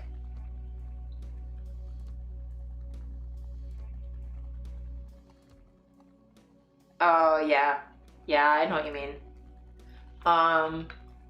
But I'm worried about focusing on this and not treatments, because that doesn't help sick people. Prevention is important, but again, in the context of this is a little spooky. Agencies shall work with farmers to ensure that the United States food is the healthiest, most abundant, most affordable in the world. Yeah, but you got rid of USAID, which was helping maintain farms, but okay. Yes. Ooh. I actually don't know them, but definitely post the link in the Discord, or I guess you're not in my Discord. DM me, and I will post it in the Discord. Agencies should ensure the availability of expanded treatment options and the flexibility for health insurance coverage to provide benefits that support beneficial lifestyle changes and disease prevention. This looks like using health insurance to pressure people to do certain things. This really feels like pressuring health insurance to reduce coverage for treatment and force people to do things like yoga or show that they are eating certain things or doing certain things in order to get coverage, which is not going to be accessible for everybody. Keeping in mind, I have gastroparesis. I can't eat vegetables. I have cookie dough for breakfast. I'm eating goldfish crackers for lunch. And I'm well, not perfectly healthy, but my diet is fine.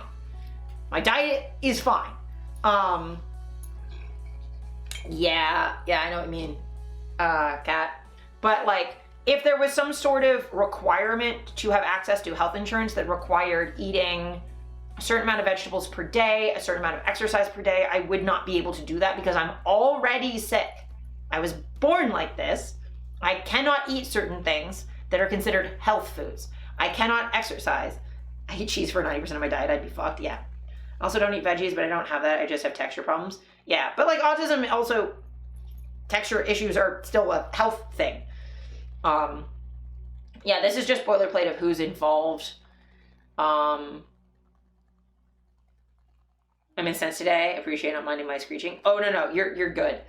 I'm also mad. I'm covering eugenics, the Holocaust, and this shit. You're good. There it is. Yeah. The initial mission of the commission shall be to advise and assist the president on how to best exercise his authority to address childhood chronic disease crisis. The commission shall study the scope of childhood chronic disease crisis and any potential contributing causes, including the American diet, absorption of toxic material. That would be thimerosal, probably. That's anti-vax conspiracy stuff. Medical treatments, lifestyle, environmental factors, government policies, food production techniques, electromagnetic radiation. That is 5G conspiracy shit. And corporate influence or cronyism. Lifestyle and medical treatments, yeah. So it's saying that like medical treatment is causing people to be sick. If legit, it would be plastic and lead and such, yes. One is mad, one is teaching, one is mortified, yeah. Medical treatments as root cause, yes. Think gender affirming care would be under this. The side effects of medication would be considered worse than the problem that they are treating, which sometimes sure, but all medications and treatments are about cost-benefit analysis, right? What do cronyism have anything to do with childhood diseases? Because these are anti-science conspiracy theorists who think that there is some sort of cronyism and big pharma conspiracy to make everyone sick through vaccines so that they can then control us and make money off of us. Keep in mind, the head of HHS is a conspiracy theorist with literal brainworms. Keep in mind that this is in the context of Donald J. Trump and RFK Jr. Again, if legit, the pharma pushing antidepressants over therapy, sure. But then also, antidepressants do save lives. There are people who do need those. It should be expanding options, not taking things away. Like, don't be like, hey, people are being overly pushed antidepressants. Yeah, it's really complicated. It should be like having access to therapy when needed rather than exclusively medication. Yeah. So all of this is conspiracy theories. Advise and assist the president on informing the American people regarding the childhood chronic disease crisis. Provide the president government-wide recommendations on policy and strategy. Within 100 days of the date of this order, the commission shall submit to the president the Make Our Children Healthy Again assessment, which shall identify and describe childhood chronic disease compared to other countries. Assess the threat that potential overutilization of medication, certain food ingredients, certain chemicals, and certain other exposures pose to children with respect to chronic inflammation or other established mechanisms of disease, using rigorous and transparent data, including international comparisons. So, chronic inflammation is usually blamed for vaccine injury. There is, yeah. Opioid epidemic is real and it is caused in part by big pharma, but really not all of it. Yes, there is a combination of people who are given opioids who shouldn't, and people who need opioids for chronic pain who are not given them. It's very, very complicated. So this is more anti-vax conspiracy stuff.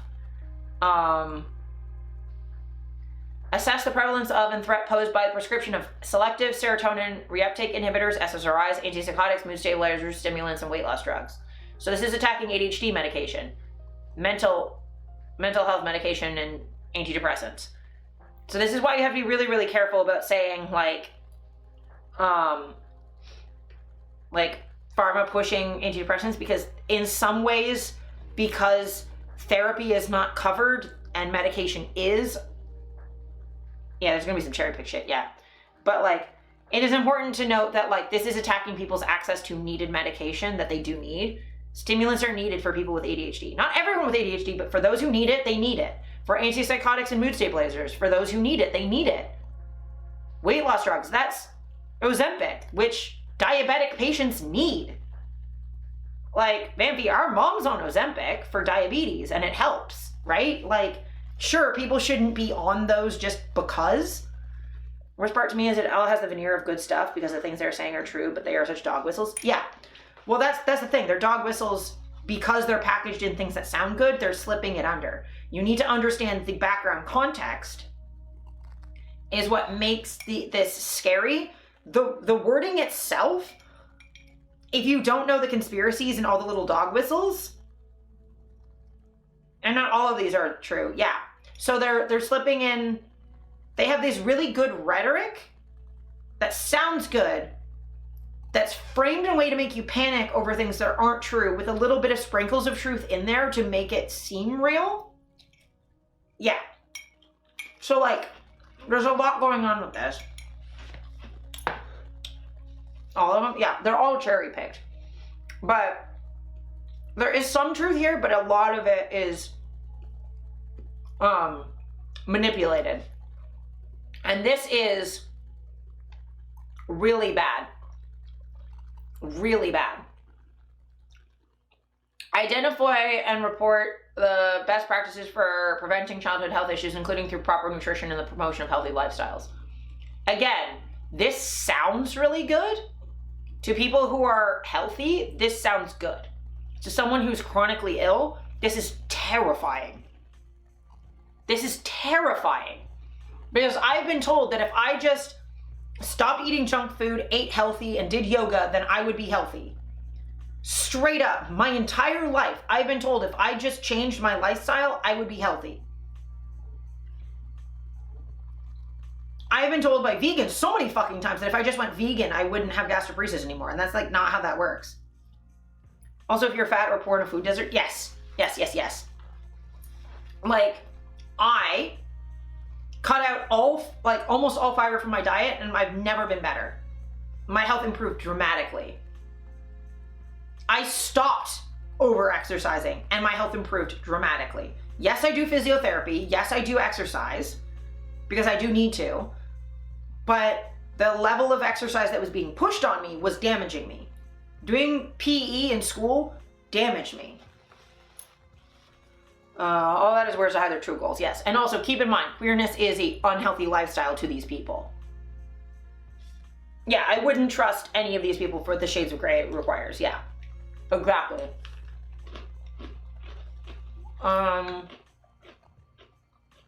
Evaluate the effectiveness of existing educational programs with regard to nutrition, physical activity, and mental health for children. Again, I'm worried about that in this context. Measure youth. Yeah, all of this is based on childhood chronic disease crisis. So all of this is focused on children. Measures always think of the children first, moral panic, then they expand it after that.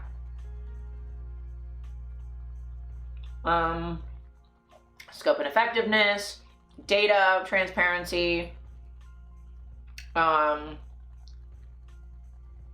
restore the integrity of science, including by eliminating undue industry influence, releasing findings and underlying data.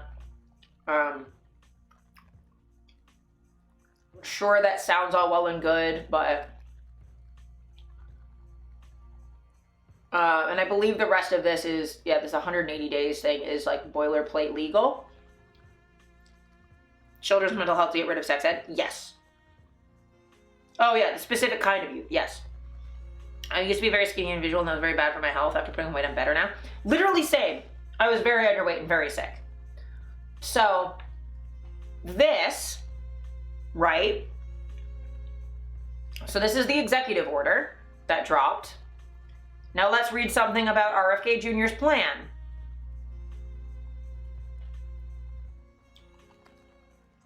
RFK Jr.'s Make America Healthy Again motto is meant to convey that he is seriously interested in helping Americans avoid getting sick in the first place. During a Senate confirmation hearing for Health and Human Services Secretary, all Kennedy and his newfound Republican supporters could talk about was how in love he is with prevention. We should be moving to value-based care, which includes prevention. The committee chair, Senator Mike Crapo from Idaho, described Kennedy as passionate about preventing and managing chronic diseases, improving health outcomes, and reducing health costs. So reducing costs is terrifying. Focusing on prevention only, especially from a conspiracy theorist who thinks you can prevent autism by not doing vaccines anymore, is terrifying. Yeah, eat healthy, move more. Yeah, you need you need tailored information for you, because people who have physical disabilities can't just be told to move more. We need to know how to move more safely in a way that's not going to cause more issues. It should have always been self-evident that Kennedy is not pro-prevention since he built his career as a vaccine denialist, yet much of the press seems to have been snookered. So it's especially noteworthy that Kennedy kicked off his new role with a broad attack on drugs people use to prevent depression, diabetes, and other such conditions. On Thursday, President Donald Trump signed an executive order that echoes Kennedy's lie that he wants to make America healthy again. HHS is ordered to assess the prevalence of and threat posed by the prescription of SSRIs, antipsychotics, mood stabilizers, stimulants, and weight loss drugs. But it's clear from the context that no good faith assessment is intended, as the order repeatedly cites a preordained conclusion that there's an overutilization of medication and an over-reliance on medication and treatments. Kennedy has long had it out for these drugs and repeatedly argues that the only prevention most people need is better willpower. Kennedy occasionally tosses a red herring about environmental causes of illness, but mostly he frames the issue as a matter of personal failing, focusing on people's diets and exercise habits as the root causes of nearly all illnesses. He regards antidepressants as an addictive drug, falsely claiming people have a much worse time getting off SSRIs than they have getting off heroin. Instead of letting people have drugs that keep them healthy, Kennedy's solution looks very much like punishing them for perceived personal failures by putting people into labor camps, which he euphemistically calls wellness farms. As Mother Jones reported in July, people would be relegated to these farms where they would be denied their prescription medications. They would also be barred from having cell phones, computers, or other means to contact the outside world. They would be put to work full-time, presumably for little or no pay, growing organic food. He claims this process would reparent supposedly broken people, again framing mental health issues not as a medical issue, but as a personal failure.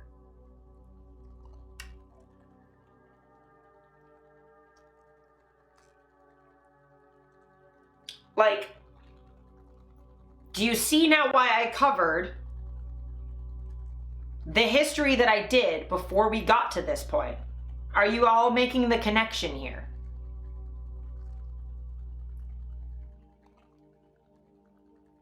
It's fucked? Yeah.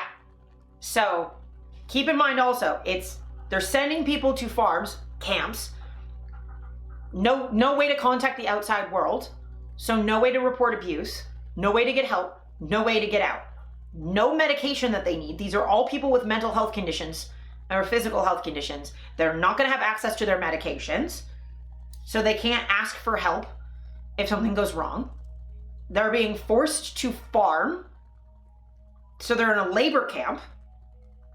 It's very messed up, yeah. Missed the history, but given I probably know it, yeah, you're right. Oh yeah, we were covering Buck v. Bell and T4 in Germany. So I know you're aware. Conversion camps and the fix on religious people camps? Yes. Yeah. I mean, there's a lot of, ABA is basically conversion therapy for autistic people. There's a lot of history here, right? A lot of context.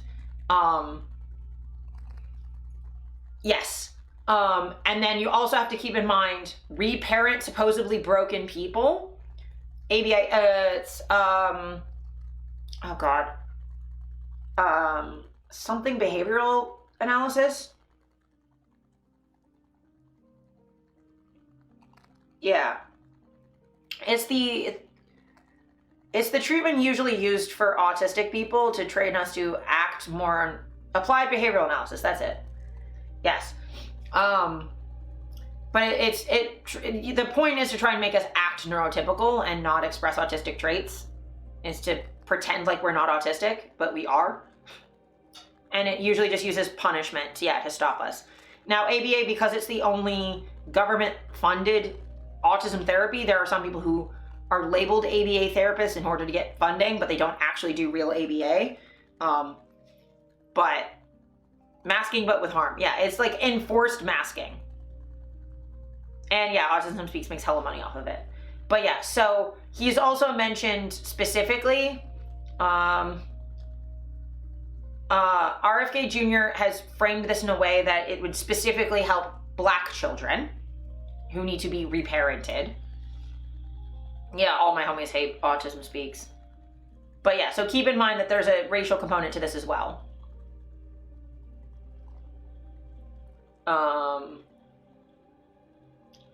The racism, oh, I did the thing. The racism underlying this vision of labor camps isn't just vibes either. Kennedy has especially argued that Black kids need to get reparented, ideally in a rural area where they deny most contact with family and friends. Which every Black kid is now just standard put on Adderall, SSRIs, benzos, which are known to induce violence, and those kids are going to have a chance to go somewhere and get reared to live in a community. RFK Jr. wants to put Black children reparented on wellness farms. Yeah, it's like residential schools. Reparenting, like... Well, no, so this is for kids. This is for kids. Yeah, this is specifically for kids. So this is for Black children and disabled children and mentally ill children. Yeah, it's for children to start. I mean, no one's saying it's not expanding. Again, we covered history. It does get expanded. Yeah. Also, yeah, the being like, oh man, we're gonna send all the sick kids to the farm upstate. I mean, treating Black youth by making them do unpaid agricultural work isn't exactly subtle as far as racist fantasies go. This is why it's so frustrating to see mainstream journalists, as Reuters did Friday, blithely argue there's a clash between Kennedy's long to-do list and Trump's alleged eagerness to cut back on federal spending. When it comes to Trump's fascist inclinations to purify a country he repeatedly describes as having bad genes and poison in its blood, Price is no object. Again, poisoned blood. We just covered that, right? Troubled teen industry? Yep. Putting children to work? Yep. Yep. Children on farms to replace all of the immigrants that they're getting rid of. So, like,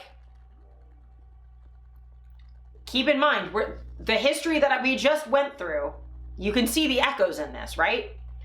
Trump has been bragging about his plans to create a concentration camp in Guantanamo Bay for immigrants he wishes to purge. While money is being illegally slashed from research, foreign aid, and regulatory agencies, Trump openly seeks to boost funding and other resources to his plan to deport millions of immigrants, both documented and undocumented. Trump is hyper-focused on the racial purity aspects of his fascistic vision, but Kennedy's contempt for people he views as physically unfit fits well within the larger MAGA agenda. Fascism is always an ideology based on the belief that modern society has become weak and degenerate, and that the cure is purging certain people. Along with racialized minorities, fascists typically target queer people, so-called cosmopolitans who have feminist or socially liberal views, and people with disabilities. Again, we literally just covered that, right? Kennedy doesn't even bother to hide his dehumanizing view of those he deems unhealthy, a group he estimates is over half of Americans. A healthy person has 1,000 dreams, he declared during his hearing. A sick person has only one. He added, reducing those with diabetes or depression to people who have no lives. He didn't call people with imperfect health the Untermenschen, but the implication lingered throughout the hearing as he repeatedly framed them as ignorant, lazy, and parasitical. As Rebecca Tracer pointed out in New York on Tuesday, the administration has even added A to its DEIA code, indicating for abilities for extra eugenicist oomph. I love people asking where are they going to send people whose countries of origin don't exist. Ha, gotcha, to Guantanamo. Screams, yeah. To Guantanamo, which, by the way, Obama promised to fucking close. Yeah. Yep. But yes, DEI means segregation. And they're adding A because they want to segregate us. Remember how in the initial framing in American eugenics, they called it segregation, segregating disabled people from the population into institutions where they then started mass sterilizations. Cosmopolitans is a new way to refer to Jewish people. Can you put this article in chat? Yes, I can.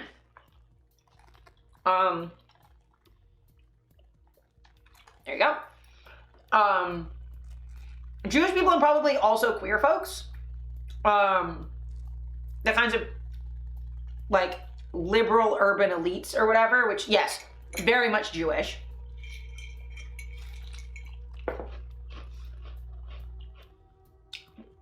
Kennedy's ugly attitudes keep getting sane-washed by the press as merely an interest in promoting healthy eating, which is nonsense on every level. Starting with his belief that beef tallow is somehow better for your heart than olive oil. What? But it's also important to put his views in the larger context of what is increasingly looking like an all-out assault by the Trump administration on the lives of people they view as weak members of society. Over the weekend, tech billionaire and shadow president Elon Musk, God, I love this article, launched a full-blown attack on Social Security. He and his Department of Government Efficiency are demanding access to the private records of all Americans held by Social Security offices. Musk claims Social Security is the biggest fraud in history and is pushing false claims that millions of people are drawing checks illegally. This is both obviously false and has been repeatedly debunked, but Musk persists, making it unavoidable that this is a lie instead of mere confusion. The purpose of the lie isn't too hard to suss out either. Musk is building up a pretext to stop payments on checks that many elderly people need to survive. Characterizing their identities as waste and fraud works like Kennedy's disparagement of disabled people. Also, elderly people are often disabled. It dehumanizes anyone fascist view as sapping the strength of American society. This goes hand in hand with Musk's obsession with raising birth rates and his fixation on the neo-Nazi Great Replacement theory. It's like Musk took a bunch of ketamine, watched nothing but Leni Riefenstahl film reels of blonde muscle men marching in parades to illustrate Aryan fitness and mistook that for a reality he could will into being. Oh my God! If we're going full Nazi or caused by Jewish people, Magnus Hirschfeld and the Institute, yes. They don't need to make sense, they just need to make it look like it makes sense, yes. Cosmopolitan is, yes, it's a dog whistle. Generally, the liberal elites thing is often part of a dog whistle, because most conspiracy theories are, they are hiding information that they don't want you to know, and they is always Jewish.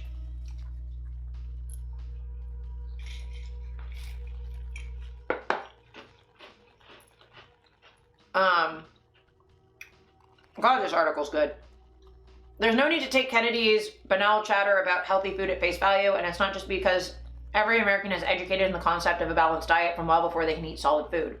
Scratch the surface even a millimeter, and it's evident Kennedy has a hostile, even eliminationist attitude towards anyone he has decided doesn't meet his esoteric standard of physical fitness. The food gambit is so that when healthcare is taken from people, he can say it's their own fault for not taking his advice on how unpaid farm labor is the cure for bipolar disorder. It's fascist rhetoric rebranded as wellness.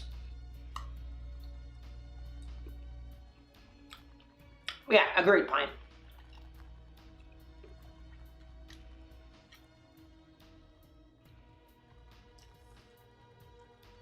Yeah, agreed, Dolly. But also the wellness, or like the wellness to fascist pipeline, the alt-right pipeline has a direct link to wellness. Lot of crunchy granola folks that end up down fascism, because the idea that your health is completely within your control quickly leads people to thinking that, well, if you have bad health, then you didn't control it and it's your fault and you're just a bad person. Yeah. It's part of the reason why I stopped being a Wiccan was because so many of those spaces were filled with people who thought it was my fault that I was disabled, that would be like, well, if you used the right crystals, if you prayed enough, if you did yoga, if you were vegan, if you did this, if you did that, you would be healthy. And if you're not healthy, it's your fault because you didn't do these things. I did these things and I'm healthy, so therefore you're unhealthy because you didn't do them. Or I've had issues with Christians doing the same thing. Oh, Pine, I'm there. I was a Wiccan for a couple years. I know. I got out of it because of, it was deeply uncomfortable as a disabled person. And then you add transness on top of that, and it was a nightmare. Now, not all Wiccans are like that, to be clear. But it's a massive problem in the community that is not, a lot of the crystal healing, woo stuff can slide into like faith healing and stuff really quickly. Exactly.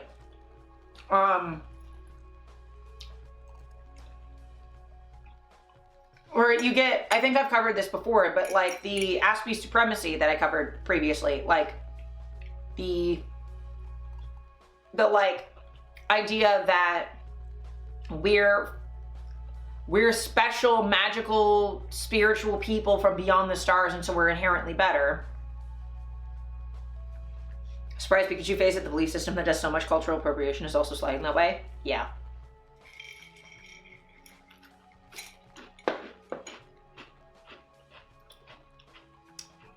But yeah, anytime someone thinks they're better than other people, it slides to fascism. It just does. Or it can. An important question. Yes. Yes, yes, yes.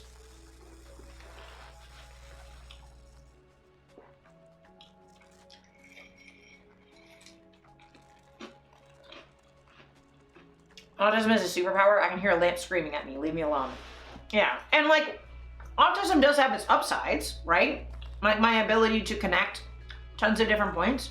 Cool. Great. Love that. I don't like that, when I almost had a meltdown yesterday at my dentist appointment because the fucking water pick was screaming and it made me want to cry. As a white person, it's not cultural appropriation if I want to put beads in my hair or braid my hair, right? It depends on how. Yeah, it depends on how. So, like, I put beads in my hair. I've had braids in my hair. It depends. Yeah. It really depends. And also, like, I've had cornrows before in ways that I wouldn't consider cultural appropriation because I was in the Caribbean and had women there do it for me as a protective hairstyle for dealing with the water for like a week. It was meant to protect my hair, and I paid people there to do it while I was there, and when I came home, I took it out. It was meant to be protective.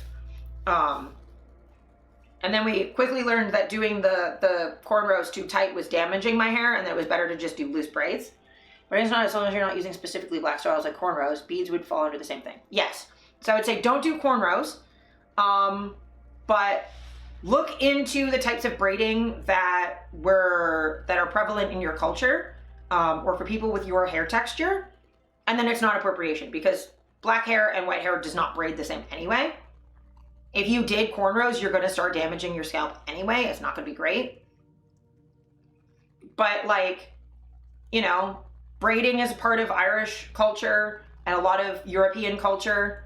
But think of like what braids you're doing, what you're being inspired by.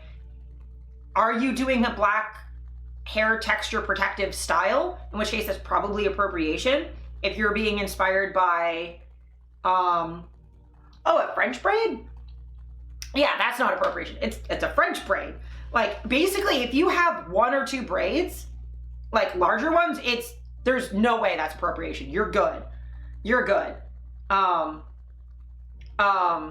Beads, again, like, are you trying to emulate black cultural styles where you've got like a lot of like smaller box braids with beads on the end? That might be an issue. Do you just have like a braid with a bead on the end of it? No. Beads in hair has a long history in a lot of different cultures. I would just say, like, are you trying to like look like a non-white person? Is that your inspiration? And your only inspiration? That might be an issue. But yeah, like, are you pulling from like a white culture, especially one that you have connection to? Then yeah, that's fine. Viking hair, I would say, yeah, like if you want to do hair that's inspired by Vikings, yeah, be careful because a lot of the Norse stuff can be connected with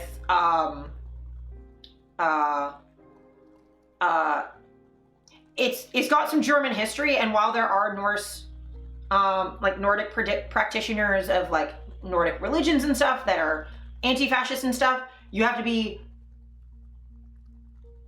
need to be really, really, really careful that you're not leaning towards, stuff that has fash context to it. But yeah, I would say like if you want to do something that's Viking inspired, you need to be like really, really careful and do a lot of research. And also make sure that you're looking into actual historical Viking stuff and not just like TV show Viking stuff, because a lot of that isn't accurate.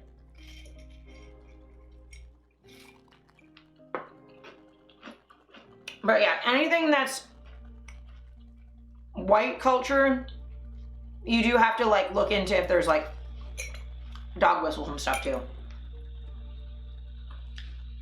I wouldn't necessarily don't do it at all if you have a cultural connection to it, but yeah, you do have to be careful. Yeah. Because yeah, you have the modern stuff that is appropriative because it's not accurate, and the historical stuff that isn't appropriation but now might have bad associations. Yeah. So you just, walking that line is really difficult.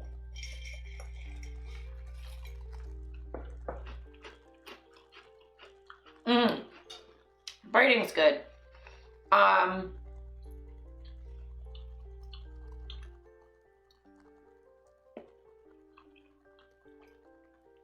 But yeah, there are things you can do. I would just say like be careful. Look into it. Look into associations before you like commit to something.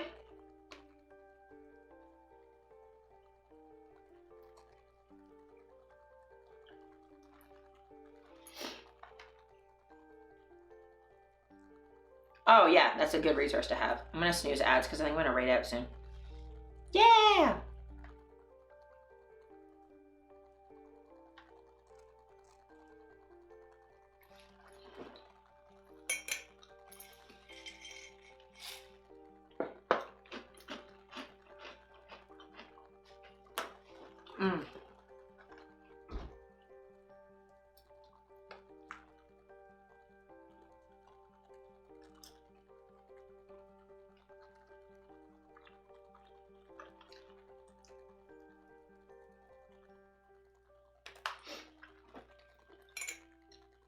Yeah.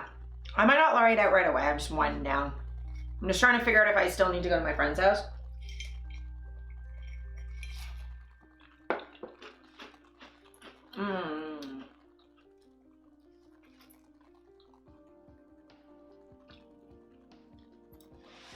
But yeah, there's a lot of history stuff.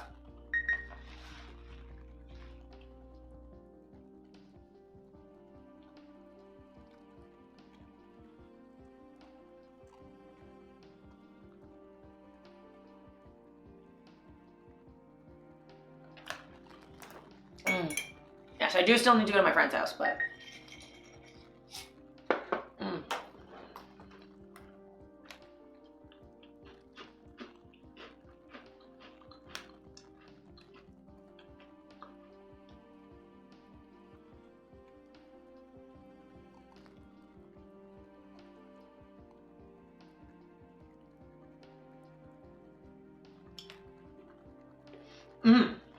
yeah, I was gonna wait until DJ went live, but he's delayed for another hour. And I do need to get going. Because friend needs me to cat distract and don't want to be out too late.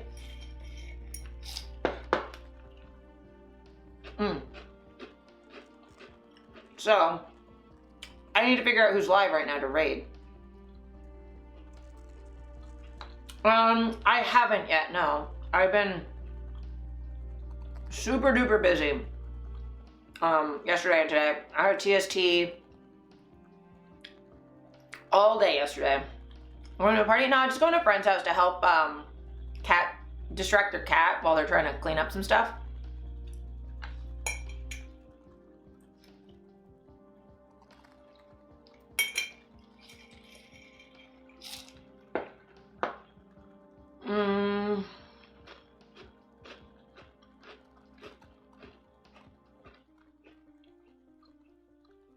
Yeah. But music is playing. It's the Silent Hill music. We could do Little Leggies.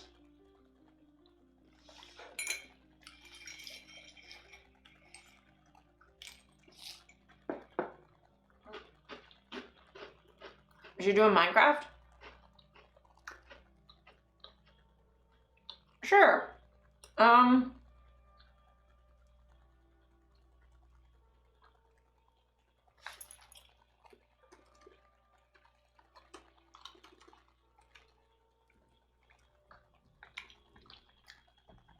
Mute that real quick.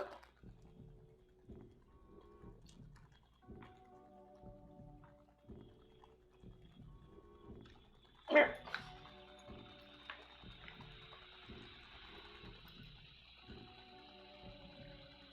That was fantasy, not horror. Yeah, Silent Hill music is really good. Yeah, Minecraft might be good. So we'll do that. So yes, next week we won't be doing any politics talk. Did heavy stuff this week. We got through what I wanted to get through. So next week we will be beating Amnesia. Or not Amnesia, Penumbra. We'll be beating Penumbra next week. And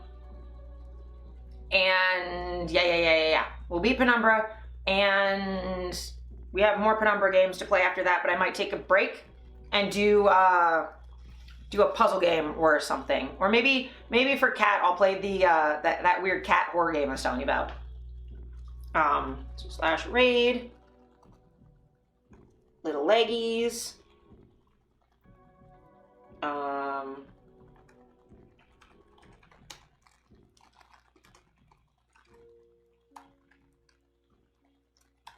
There's our little raid message. Make sure to, even if you have to raid and run, just like go send some love. Ooh, yeah, that would be cool. But yeah, just make sure to give some love. I hope the Minecraft is a nice wind down from the heavy shit.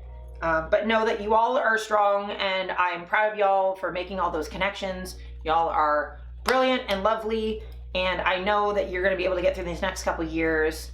Kill the cop in your head. I know you can do it. You can do it. I love you all so much, and we'll see y'all next week. And I love you so much. Bye.